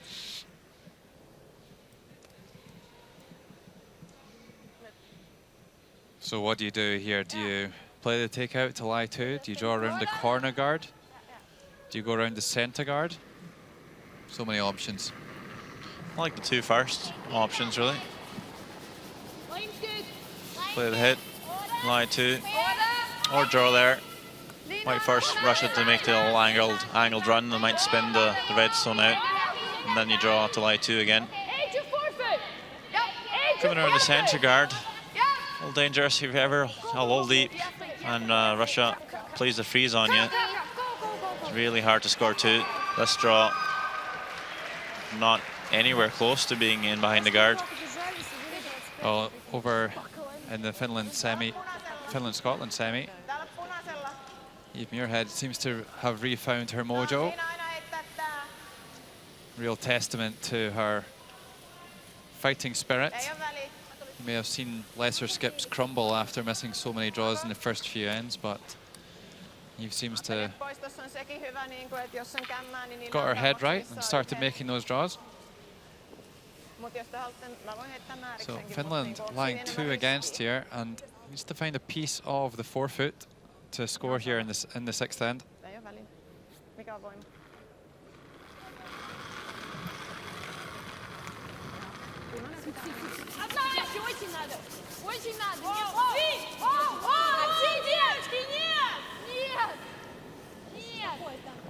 So here's Anna Sidorova going for the hit and roll inside.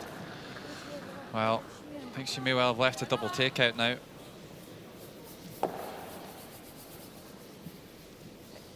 Sandra, you've noticed something about the way Anna Sidorova throws these nose hits. Yeah, just throwing too much weight for my liking. You see most the best teams in the world really throw the board weight, hack weight, control the linewood sweeping to get those rolls. And even though she makes the hit and stick, I've seen her roll out on a lot of nose hits this week. Just really overthrowing shots. Would like to see her bring her weight down a little bit. Lena Nelson throwing a little softer weight. Well, maybe not much softer weight. Thought maybe she would go for the double, just hit 2. Yeah, me too, Sander. Strange call there. Definitely a missed opportunity there. Make the double there. Shooter sticks right in behind the corner guard as well.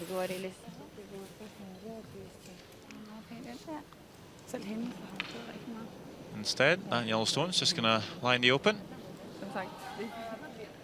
And another chance for Russia to make the roll in behind the guard.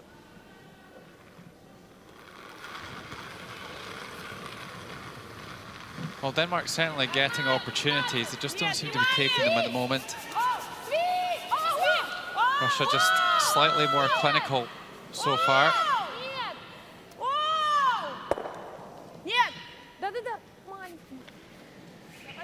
Again, quite a firm takeout there from Anna Sidorova, but as we said, she is highly accurate with those takeouts.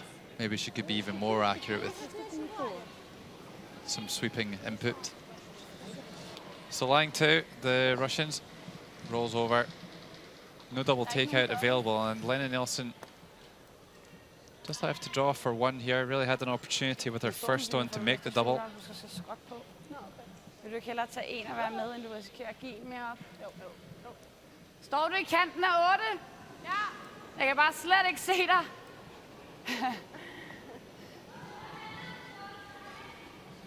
Lena Nilsson just telling her vice skip to put the broom in front of the red stone. Could see the broom behind the stone right there. So just a draw for 1.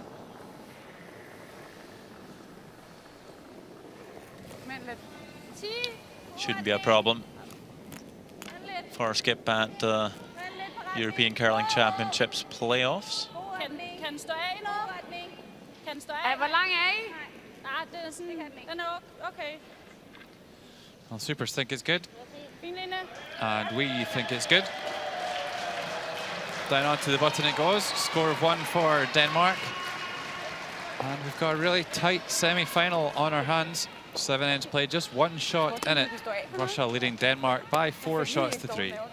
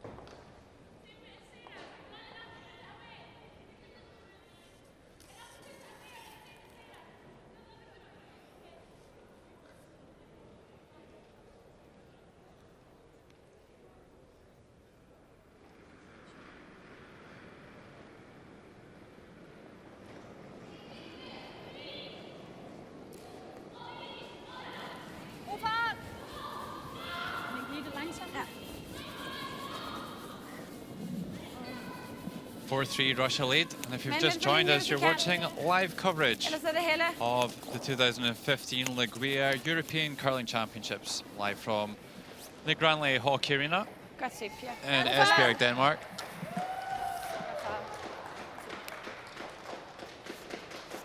Listening to Logan Gray and Sander Rovag calling the play-by-play.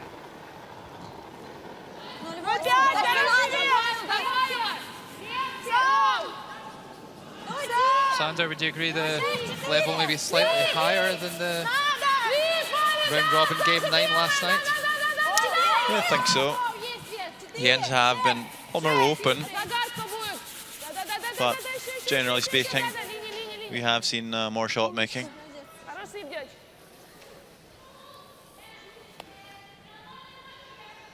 That's another good example of good shot making. Nice draw to the top 4. And now Denmark looking to lock their second yellow onto that red stone.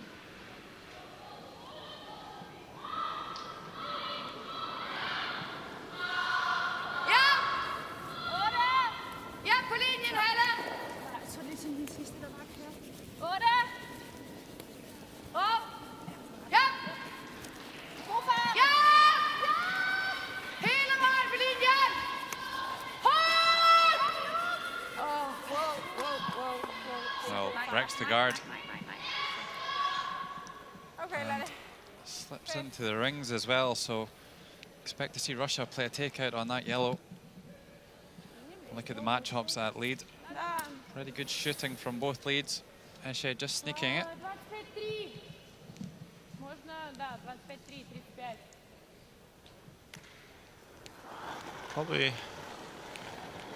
Probably looking to make a long roll here. Played across the top, check to the wing. Certainly going to roll somewhere here. Just going to feather the Yellowstone. Sidrova looking a little upset with that one. Doing some cleaning around the hack. Well, a bit of a let-off there for the Danish lead.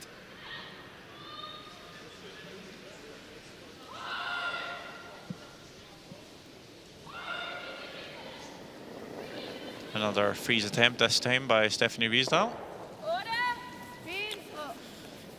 And Sander, in the last end, we saw Denmark playing a tap back in a similar sort of situation. Perhaps going for a freeze this time?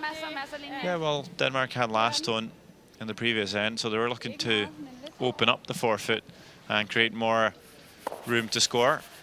Now, without the last stone, they're really trying to lock in the forefoot and minimize the scoring area for Team Russia. So,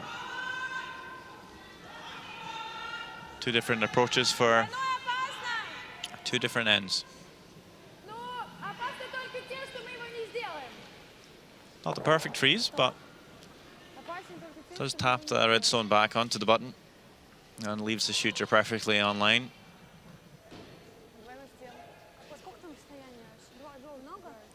I believe there's a chance for Alexander Reva to play a hit and roll. There we go. As called. Need to bring your weight down here though. Just throw hack weight. Catch about thin half here. Pick off the top wheel. Try and roll to the wing to light 2. Might see Denmark try and freeze again, but it is in the open. All tied up at second. Better on hits rather than draws. Bit of a stereotype for the second player. Surely used to be like that back in the day. That the second players were always to focus on playing the upweight shots rather than the draws, but everyone that's followed the curling game in the last few years know every player need to be able to do both. That just over curled them a little bit. Enough to move the Yellowstone back 8 and sit for 2. But they were looking to roll a bit further to the side. Denmark now looking to hit the top red, check back into the center line. Whoa! Whoa, whoa, whoa, whoa. Whoa! Whoa! And, yep! Oh! Whoa! Well, the Danes were just looking for a hit and roll inside, but maybe they'll get the second prize here and make the double. I think that was potentially a better call. Well, all of a sudden, Denmark lying 3. The home crowd really enjoyed that one.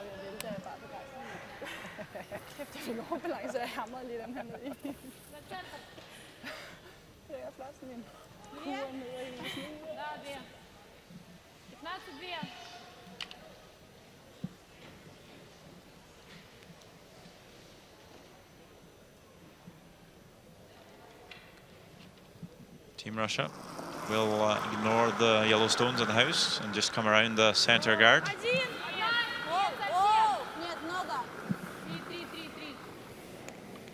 Oh, sorry, they are playing a takeout. Little hit and roll to Lion's second shot.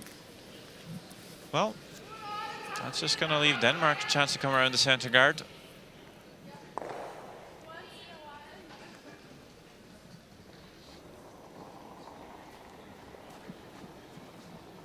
I think Russia needs to be a little careful about leaving the center guard in play.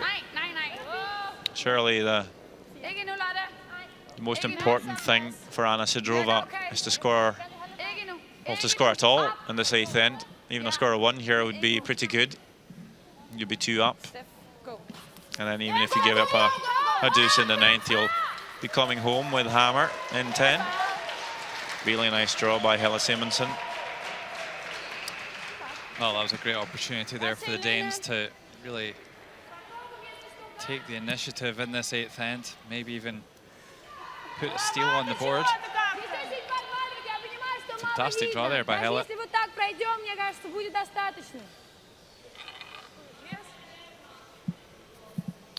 Margareta Fomina will be able to see a sliver of the shot stone from the hack. So now just looking to come after it.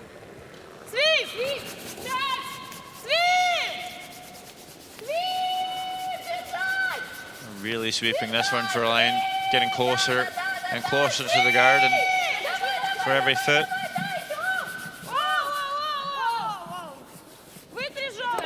Oh, fantastic shot here by Margareta Fomina.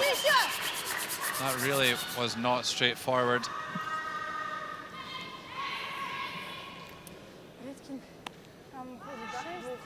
Yeah, opens up the whole 8 foot.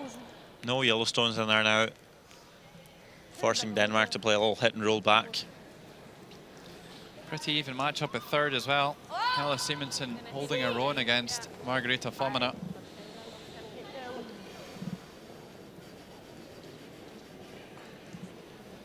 This one staying all high on them. Still lying 3 though, Denmark. And just next door, there's Anna Sloan holding the brush for Eve Muirhead. Just has to hit the paint really for 2.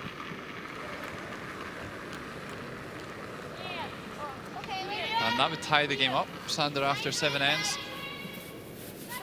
Yeah, huge turnaround for Scotland after being 5 down after 3 ends.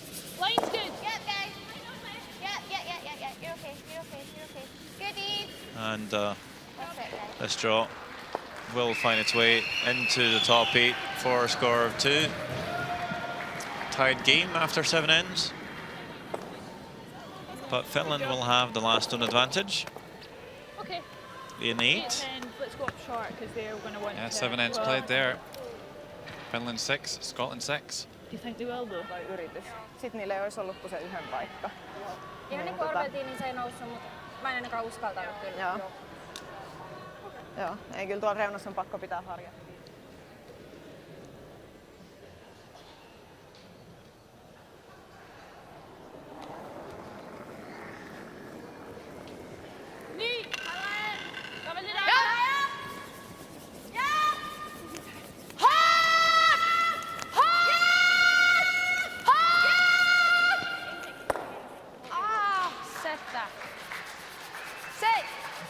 Well, does make the head and roll.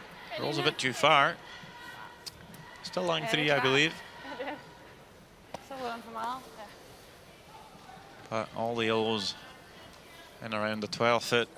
So a lot of room for Anna Sidorova. Anna Sidorova just having a look around to assess who's lying what in that 12-foot circle. Difficult to say, I think.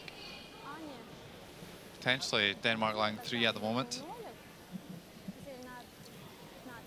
Doesn't make too much difference to the tactical call.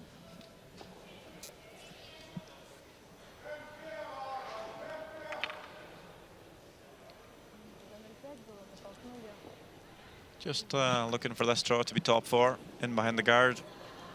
Might set up for a deuce.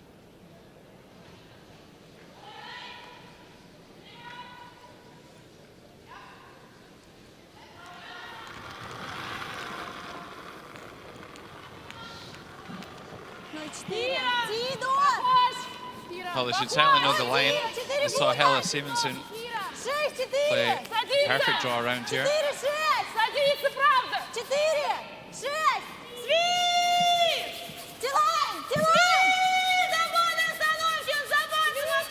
Even if they could get half a stone underneath that yellow guard, then it would be difficult to remove. I think she's done just enough there. I think Glenna Nelson will struggle to get a little hit and roll in behind the guard now.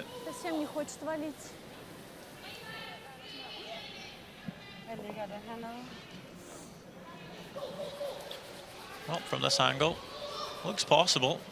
They'll need to get really tight to the guard. De derovre begge to bedre, ikke? Så hun skal rykke dem alle 3, hvis det var, ikke? Ja. Ja. Fedt. Hak. Hak. Yep. Hak. Ja. I think they're throwing hack weight.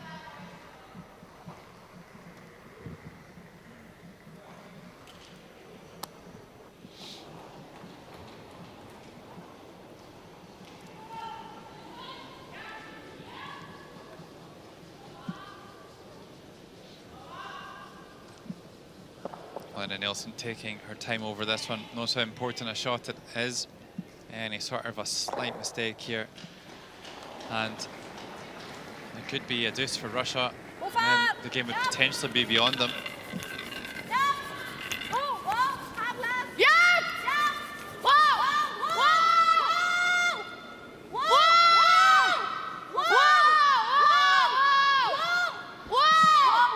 I don't think they want it swept.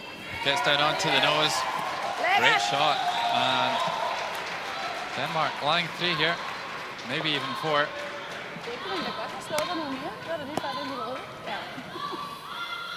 Yeah, confirmation that Denmark lying 4.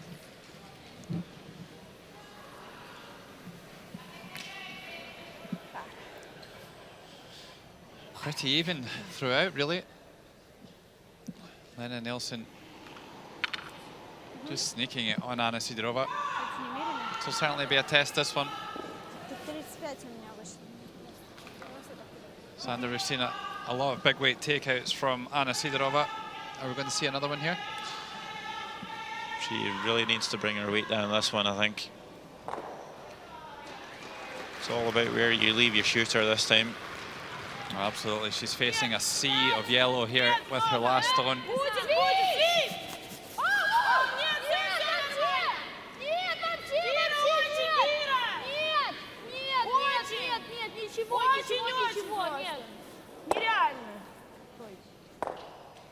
Good enough. Holds the 8 foot and scores 1 to maintain a 2-shot lead. After 8-10, Russia leading Denmark by 5 shots to 3 in this semi-final.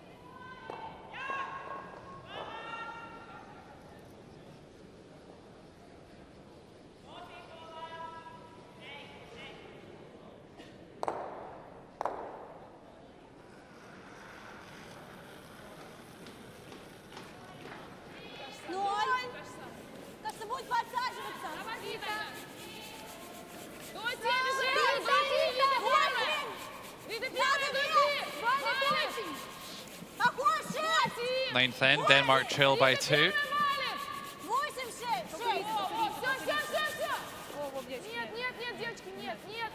And a lovely draw there by Naruka Eshe down into the house. Should be a formality for leads at this level. Well, there's the top dogs so far this week in the men's. Team Ulstrud from Norway, 9-0, perfect through the round robin. And certainly the team to beat as they go into the semi-finals. I'm sure when they were going 9-0, they weren't thinking that Sweden, the world champions, were the team that they would want to face in the semi-finals, but it's just the way the cookie crumbles sometimes. Of course, Switzerland against Finland in the other semi-final. Yeah, Finland beating Sweden in the last round-robin game in an extra end.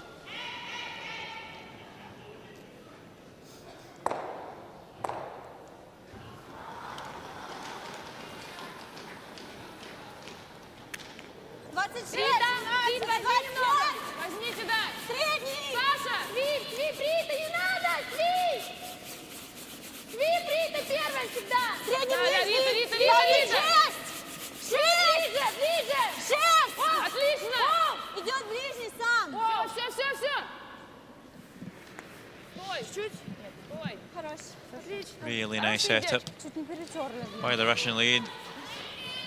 The draw weight seems to be on point every time. Just not always being able to line the shots up this time. They're perfectly on line.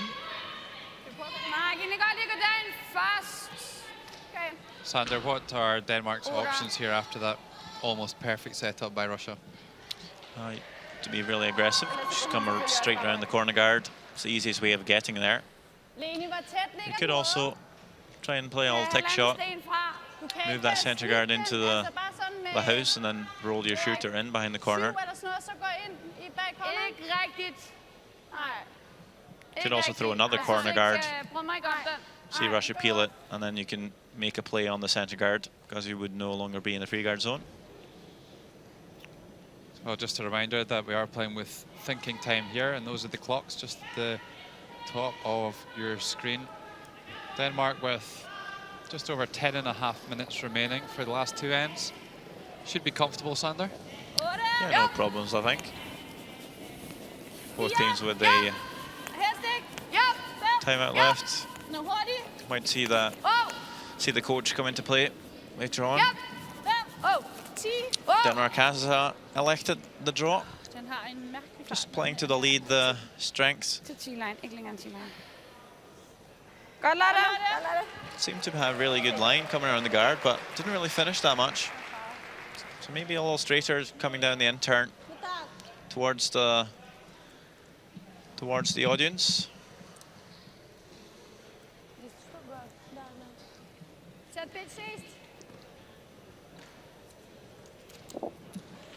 Well, Alexandra Reva's had a stellar game, really.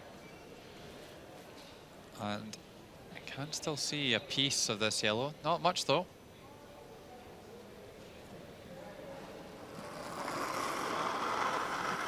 Certainly tolerance on the shots to tick the corner guard over rather than fresh it.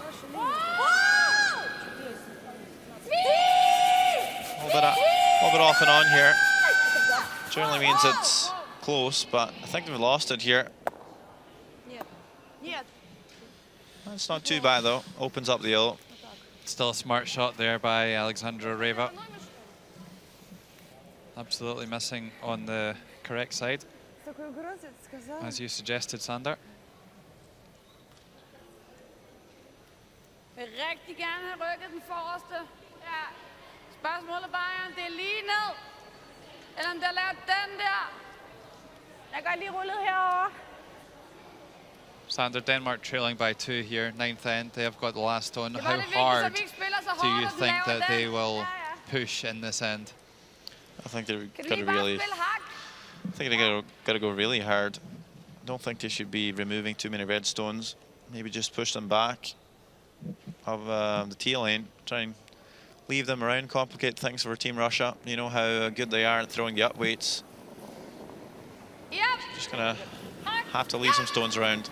keep your weight down, leave the shooters. Can't really afford to roll out on any of the shots on this end. And if you only score one, you'll have a really tough time winning. Needing back-to-back steals to do so. You need to go hard for your deuce here. That's not quite what they were looking for, I think. It does at least leave 2 yellows in the house.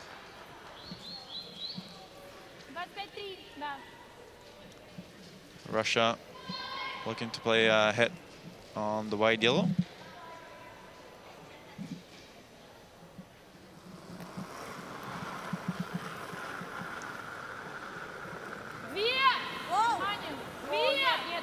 Нет, ничего. Нет. Нет, нет, нет, сам. Нет. Кир, возьми. Да.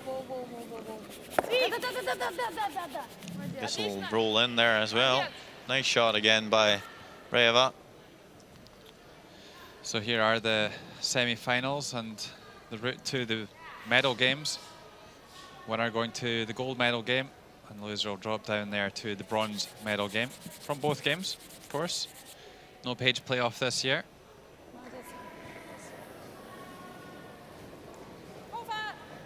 RUS-DEN sending down a bit of a heater here. Going for the double takeout. Well, makes them both go away. Doesn't manage to stick the shooter.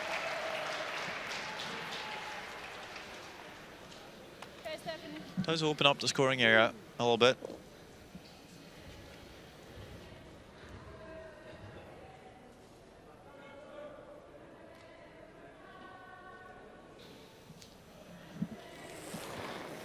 Sander, of course, the Denmark team will want to get multiple score on the board here, but was a blank a suitable outcome? Blank is not too bad. Not quite sure if they'll be able to get it though. Two guards in play and now 2 redstones in the house. Could be a little hard to pull off. So good footwork there by Naruka Eshe. Lennon Nelson has called the freeze on the back red.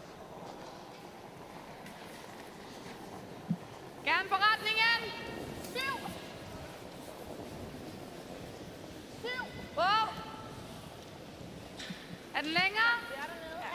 Ej, for fanden op. Hvor er I? 9. Så bare lad den køle op. Okay. A little heavy there, leaving a lot of separation between the yellow and the red stone.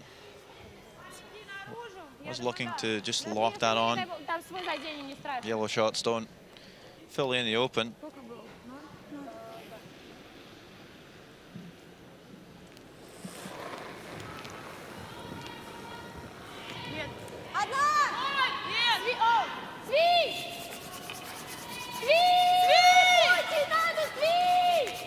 Going for the hit and roll here, Margarita Fomina. Doesn't quite get over there behind the cover, but that might be for the best with that stone just being a little bit south of the tee line.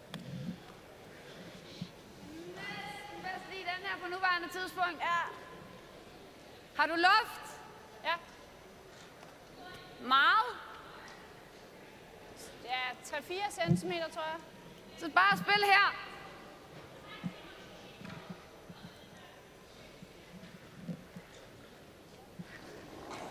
Not taking a lot of ice for this shot. I think they're playing maybe a board weight. Again, that's just a bit too much for my liking. I think you could just play a heavy draw here, back ring. Same weight she threw in her first one, really, and just slide off, come behind. I'm going to curl enough and leave that in the open again. Gets the double at the back of the house. Yeah, it's not necessarily a good thing, though. Yeah, quite a defensive call, Sander, considering they're trailing by 2. So, just see how close the games are together. There's Eve in the background, setting up for her last stone of the 8th end. Still one to come for Finland. And currently lying 2, it looks like, just on the edge of the button. Sidste Karl og Mayo.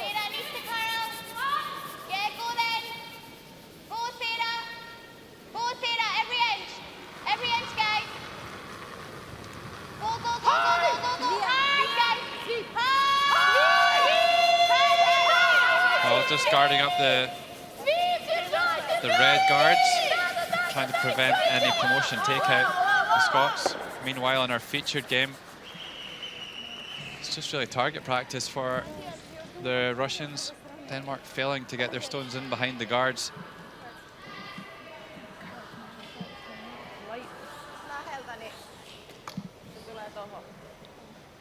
Great to have 2 tight semi-finals out there this evening. Vil du gerne være skotte deromme bagved? Really whets the appetite for the men's semis tomorrow. Vi kan godt blive helt gemt. Det må også gerne skal Niin.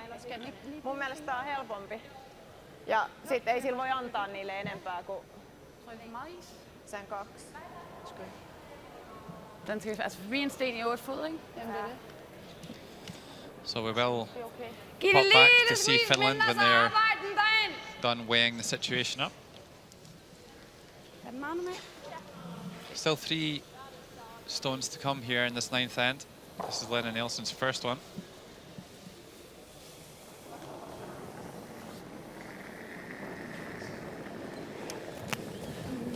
Clearly released before the hog line. Kommer her. 10. Nej, 5. 5. God retning. Åh. 7. Hvis I kan, så er det Just nu. ignoring everything this time and playing the draw around. Needs to lie shot position. Here's Ona Kauste, the makeup artist from Finland, throwing her last stone in the 8th end. I think they're trying to come through the port of the guards here. They might have lost it though. Just didn't predict the curl, and that's going to be a big steal for Scotland after a very shaky start. Scotland ahead in the game for the first time. I believe that was a steal of 2. If you ignore the first 3 ends, Scotland's leading 8-1, so big turnaround for them. Well, certainly if you're going to fall 5 shots behind, you're best doing it right at the start of the game. Did think it might be a long time to hold on for the Finns. The experience of Eve Muirhead starting to come through. Finland still far from dead and buried though, with the last stone in the 10th end. Here's Anna Sidorova with her final stone here in 9. Denmark with 1 to come. Just drawing to lie 2 here.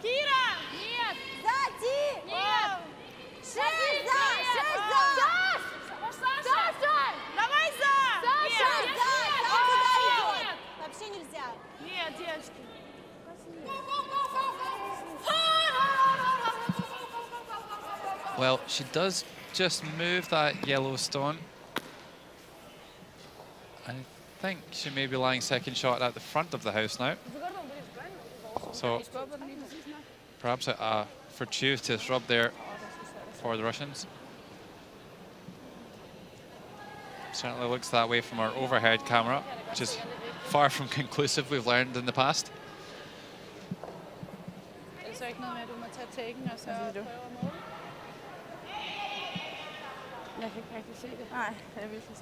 I don't think they have much else in play the open hit though. Just play the nose hit and then measure, hope for 2.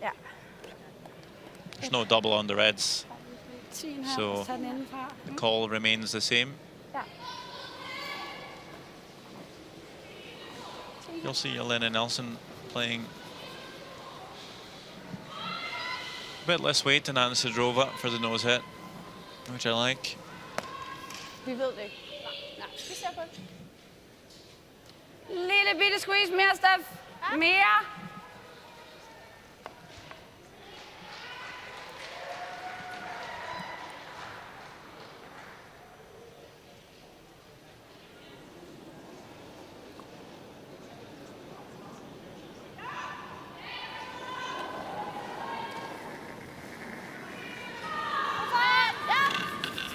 final stone of the 9th end, Lennon Nielsen. A must make. Just needs to make the hit and stick.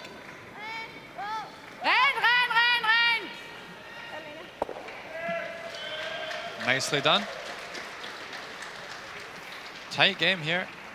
I think certainly don't kick any stones away, guys. I think we'll see a measure here. Мне кажется, что красный ближе. Вот этот? Вот этот, да. I'd like to measure all three. Well, you heard it from Margareta. We're going to measure all 3 of these stones. Just 1 yellow and 2 reds. Certainly looked like it would be second shot, that red stone at the front of the house. Soon find out if our eyes are still trusting us.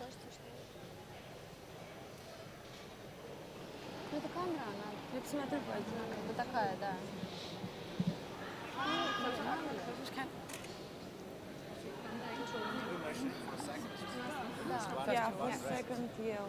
Yeah. 1 yellow already. 1 yellow for sure. Already. So we're measuring for 2 yellow. Yeah.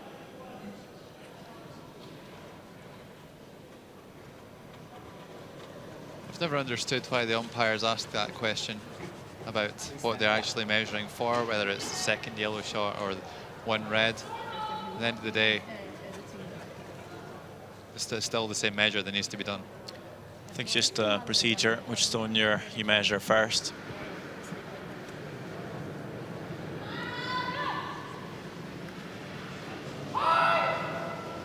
So we will measure the yellow stone. I think this red is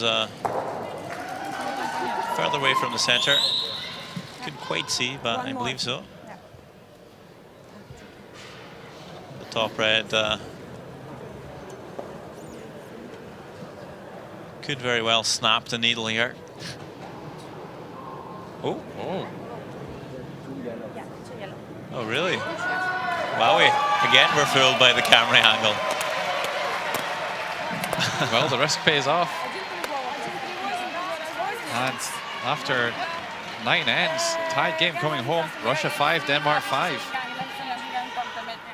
Så op i enden med den første skrift, og så er det bare...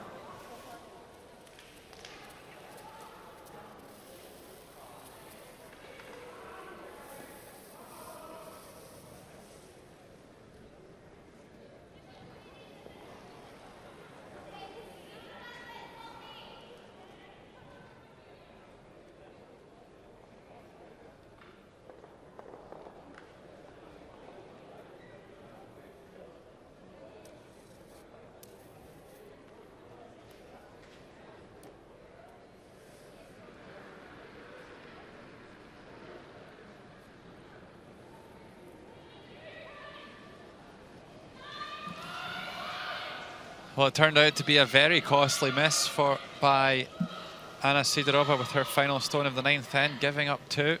And the game's all tied here, coming home in this 2015 Gruyère European Curling Championships semi-final in the Granley Hockey Arena in Esbjerg, Denmark.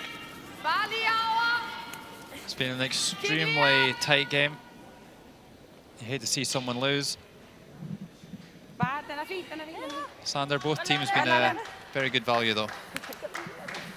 Yeah, I think so. I've seen some good shot making. I feel like Russia's had the upper hand a little bit, but just feeling it at times. A few key shots missed here and there.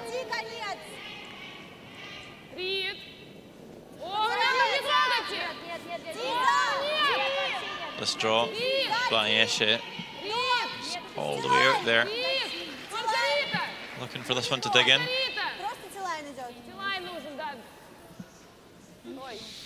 Yeah, choosing not to play the tick shot here.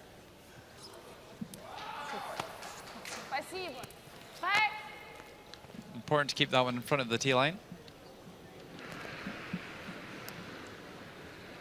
This is probably the most nervous time for a lead. That the 10th end, throwing the long guard, and then throwing the tight one. played the lead myself for many years. Kind of your time to shine, really. Oh, it's a thankless task, though, isn't it? It's just expected. But it is harder to get that long one, or certainly scarier to get that long guard up there than the tight one.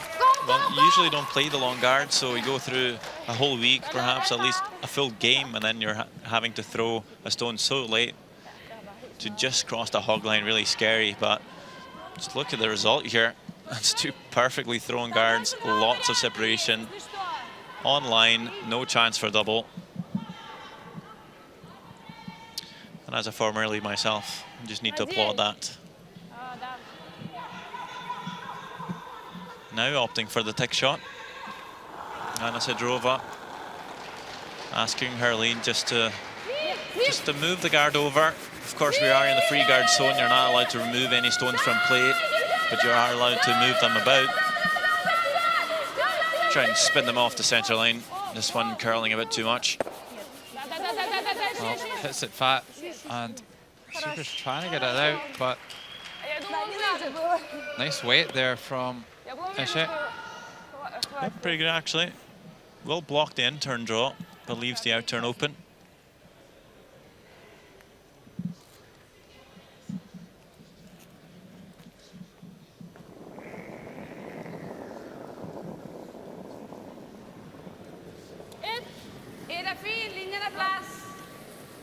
And now the same task for Stephanie Riesdahl to throw the long guard. You're throwing big weight shots and hit and rolls. And now asked to throw a shot right over the hog line. Fairly difficult, but Stephanie Riesdahl makes it look effortless. We know Alexandra Reva can throw a huge bomb down here. Wondering if they might go for the double. Well, there we go. Huge extension. I think these 2 guards are just a little bit too straight to be taking that one on. Probably get a better chance. For sure, I've seen her throw even more weight than that in the past.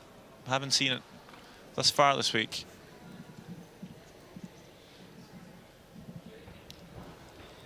Yeah, it just seems to be reining in the horsepower a little bit. So Stephanie Riesdahl always looks at the stone when she's releasing it. Not exactly textbook, but seems to get the job done. Lena Nelson also plays that way.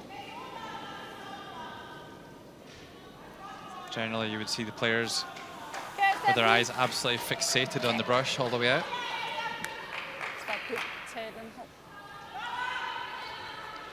This one comes all tighter to that other guard. Not really using the sweepers at all.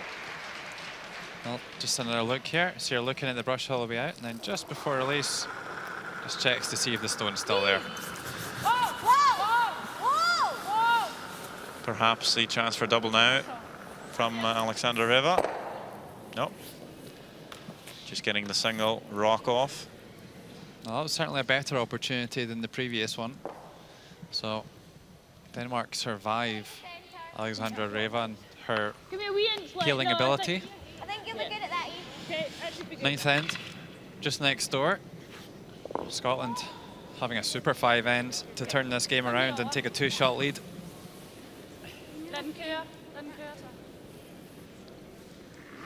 Finland with a good one there at the top of the button. Okay, just the lines are here tight. I think we'll just see a guard here from Eve. And it will be difficult for Finland to try and score another one in there. Line's good. Whoa, line's good. Whoa, just leave it. Whoa, guys. Line's good. Whoa. Whoa, Vicky. Line's good. Line's good. Whoa, line's good. Whoa. Well, leaves a tough draw for Ona Kaustet to score 2. Back in our featured game. Here's Margarita Fomina going for the double peel. Doesn't get it. Denmark playing an excellent end so far. At some point, they are going to have to go and make a play in the house. Sander, when should they go in? You might think about doing it on the next one. We could wait one more. It's a little bit tricky though. Linjen er ikke så god som You før. have to navigate through the port of the guards. Længden er vigtigere. You're going to have to throw probably about backering weight to get through there and tap up the redstone. Usually you just like to throw a freeze, but on the outturn, our left-hand side here, there's not really a good chance to get a good stone locked in there. No chance for a tap up for sure on the outturn. I think I would have been tempted to go in with that one actually, just with the red just being out the other side of the guard a little bit. They probably have to freeze it and then move it. Might be their best chance of stealing this end. But they're doing an excellent job of putting these guards up in a position where they're difficult to double peel, and I'm sure that's what Anna Sidorova is thinking. I think Finland's playing the end off here. Huge call. Well, maybe a chance to score 3 though. Well, I don't really know what she was trying to come in off. But she wasn't anywhere near it. Risk and reward though, maybe that was a good option, just not particularly well executed. Just wheels starting to come off for Finland. Probably the nerves kicking in a little bit. Yeah, still a score though for Finland, and it is a one-shot game coming home. Scotland leading by 8 shots to 7 on sheet C.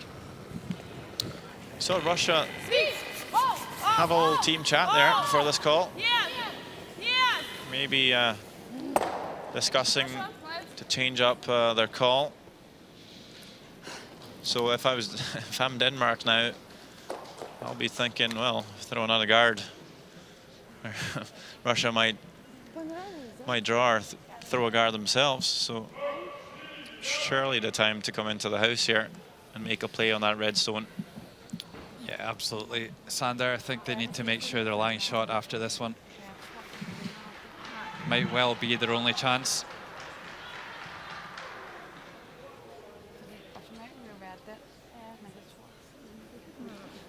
I think just a kind of a nose hit is probably their best option.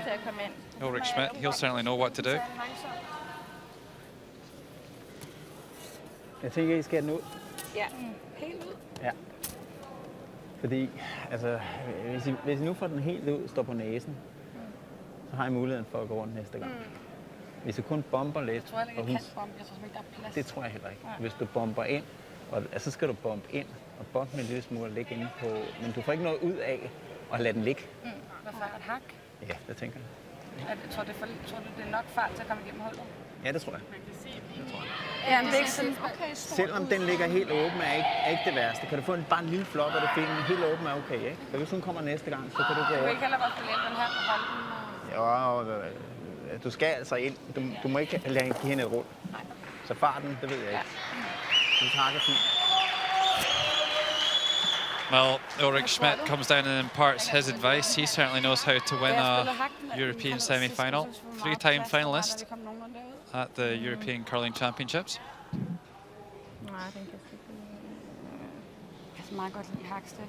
Ja, men det er fint. Certainly looks like he's telling them to move that redstone in the button. I think we like that call, don't we, Sander? Yeah, for sure. I think play a nose hit here. It's up to Russia if they want to try and follow or clip the guard. And should be left with a chance to put some pressure on Sidorova.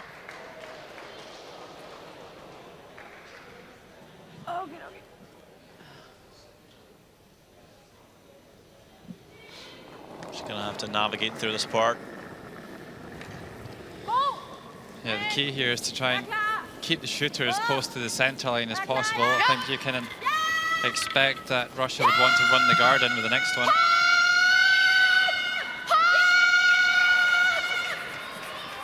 Just too late with the sweeping call there. Could really do with that sticking around. And Lennon Nelson knows it. Maybe if that one had been swept coast to coast, then they could have made that shot. Timeout called by Anna Sidorova. Oh, it's tense. Опасность в том, что если он перевалит вот сюда, то она повезет, ну, здесь будет отталкивать, скорее всего, тело. Там нельзя, чтобы это было. Если вот так, то неплохо. Но она будет бить двойной, и потом надо будет вести.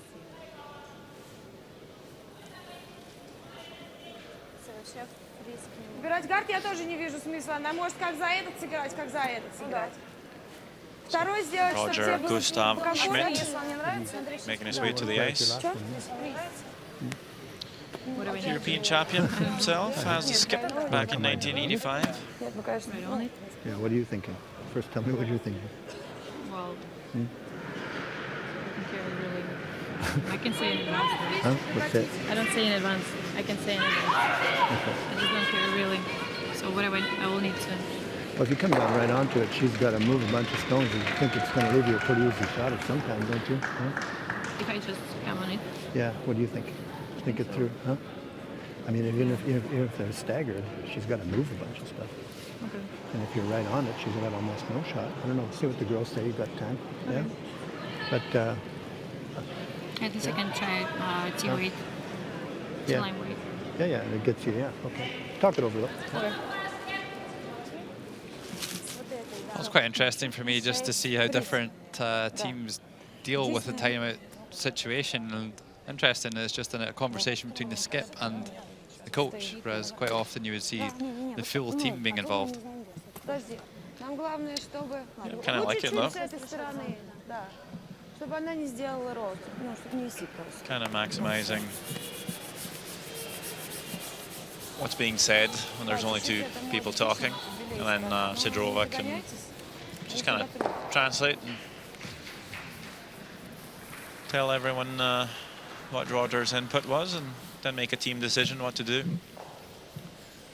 So what do you think of the call here, Sander? I think Roger Schmidt's point was if you bring one in here, top 12, top 8, Lennon Nilsson's going to have to move the reds quite a lot. If you put this top 12, Denmark's probably going to have to play a double to set 2, and then you're going to be left with a whole bunch of real estate to get in for 1. So don't mind this call. Do you have another option in mind? Yeah, I don't mind the call as long as they make it. If they come up a little bit short and a little bit off straight, then Lennon Nilsson comes down and bumps it back and leaves one in behind a guard, then it's going to have a tough last shot. Another option might be just to draw one into another part of the house and keep that centre open. Yep, split the house. Surely the tolerance is to come up a little heavy and just put it anywhere, really. Yeah, absolutely.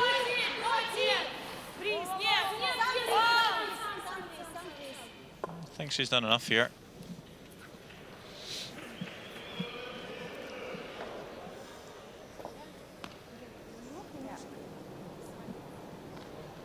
Yeah. Well, I think all Denmark can probably do here is play a takeout. What do you think, Sander? Yeah, probably double on the reds. You might even be able to throw it hard enough and then roll the shooter towards that guard. Leave a draw for Sidorova.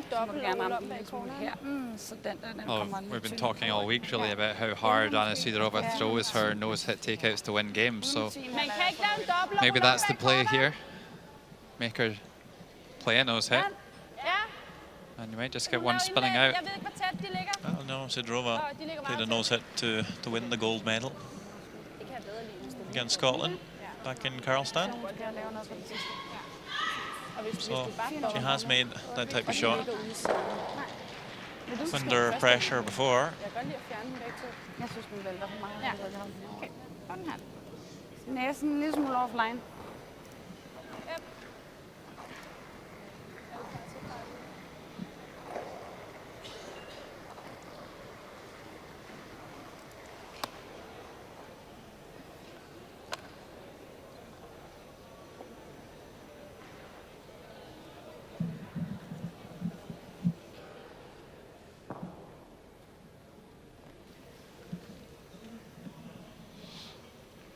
So just a double takeout here for Lennon Nilsson. Bit of a speed wobble. Needs to be lying shot after this one.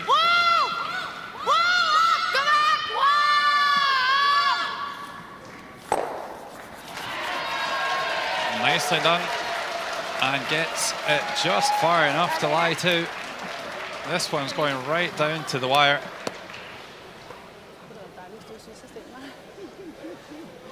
Well, no doubt what Anna Sidorova needs to do next, but another look at this takeout.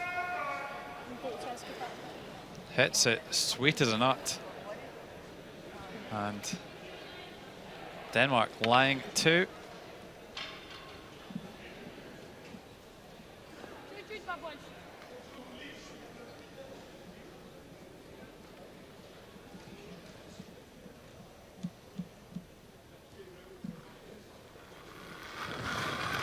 So last stone, 10th end, Anna Sidorova.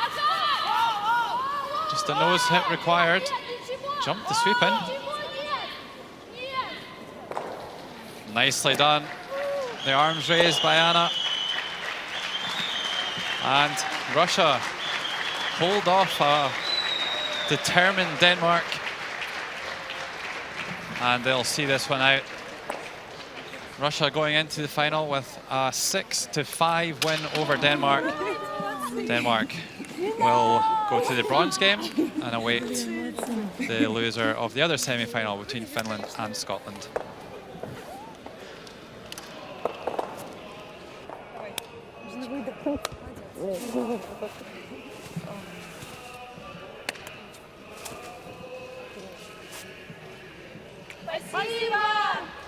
So the Team Russia just thanking their fans in the stands. Russia will play the gold medal game. Denmark drops to the bronze. Next door we have Finland taking on Scotland after a 5-point lead. They have given away a bunch of points for Scotland. Down by 1 now, having to steal 1 for the extra. Una Kauste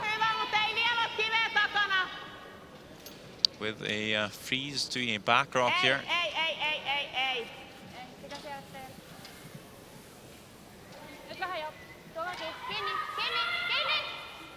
Pretty good attempt. Pretty sure even Muirhead's just going to ignore that stone though and play the cool draw. She'll just have to nibble the 8-foot for the win. And even if she were to miss this draw, you would have an extra end. So in that way, a bit less pressure on the Scottish skip.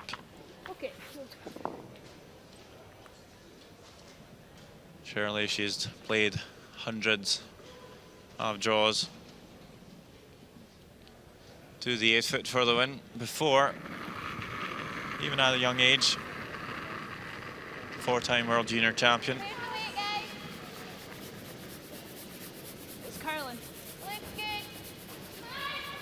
It's all up to Sarah Reid and Vicky Adams now on the sweep. Just need to bring it into the 8-foot. Looking pretty good. Scottish supporter. They're up on their feet, cheering on Scotland as they will win the semi-final. A sketchy start for them, as there were 5 down after 3 ends. Somehow they managed to turn around and win, meaning we'll have Russia and Scotland in the gold medal game.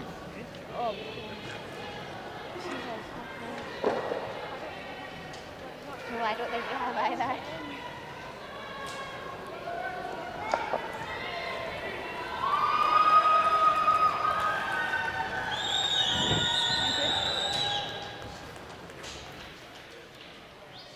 There you see the scoreline for our 1 versus 4 semi-final. Russia-Denmark. Really tight game.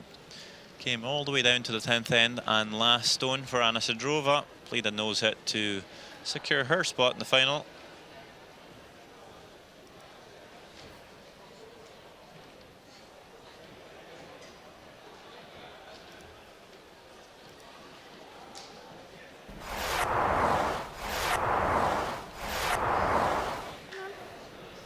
Sixth end 4 Russian counters in the house as Lena Nelson of Denmark throws her in-turn draw, looking for a piece of the forfeit. But this draw hanging out wide and going to slip to the back 8. Good enough to reduce the score, but it's still a win for the Russians. After Denmark was forced in the 7th, Russia would have last on in the 8th, playing a hit against 4, sticking around to score a single.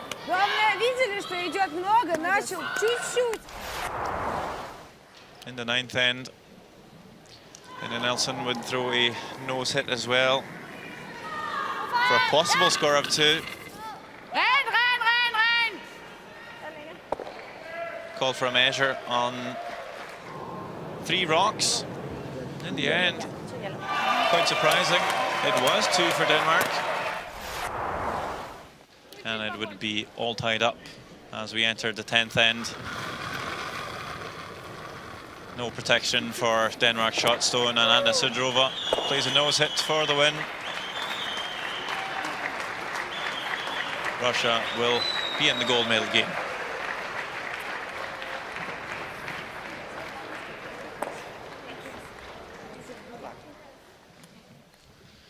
Here you see the scoreboard. Finland with a steal of 2 in both the first and second end, stealing again in third, and after that it was all Scotland really. 9-7 win as we see the road to the gold medal game. Russia, Scotland, then we have Denmark, Finland playing the bronze medal.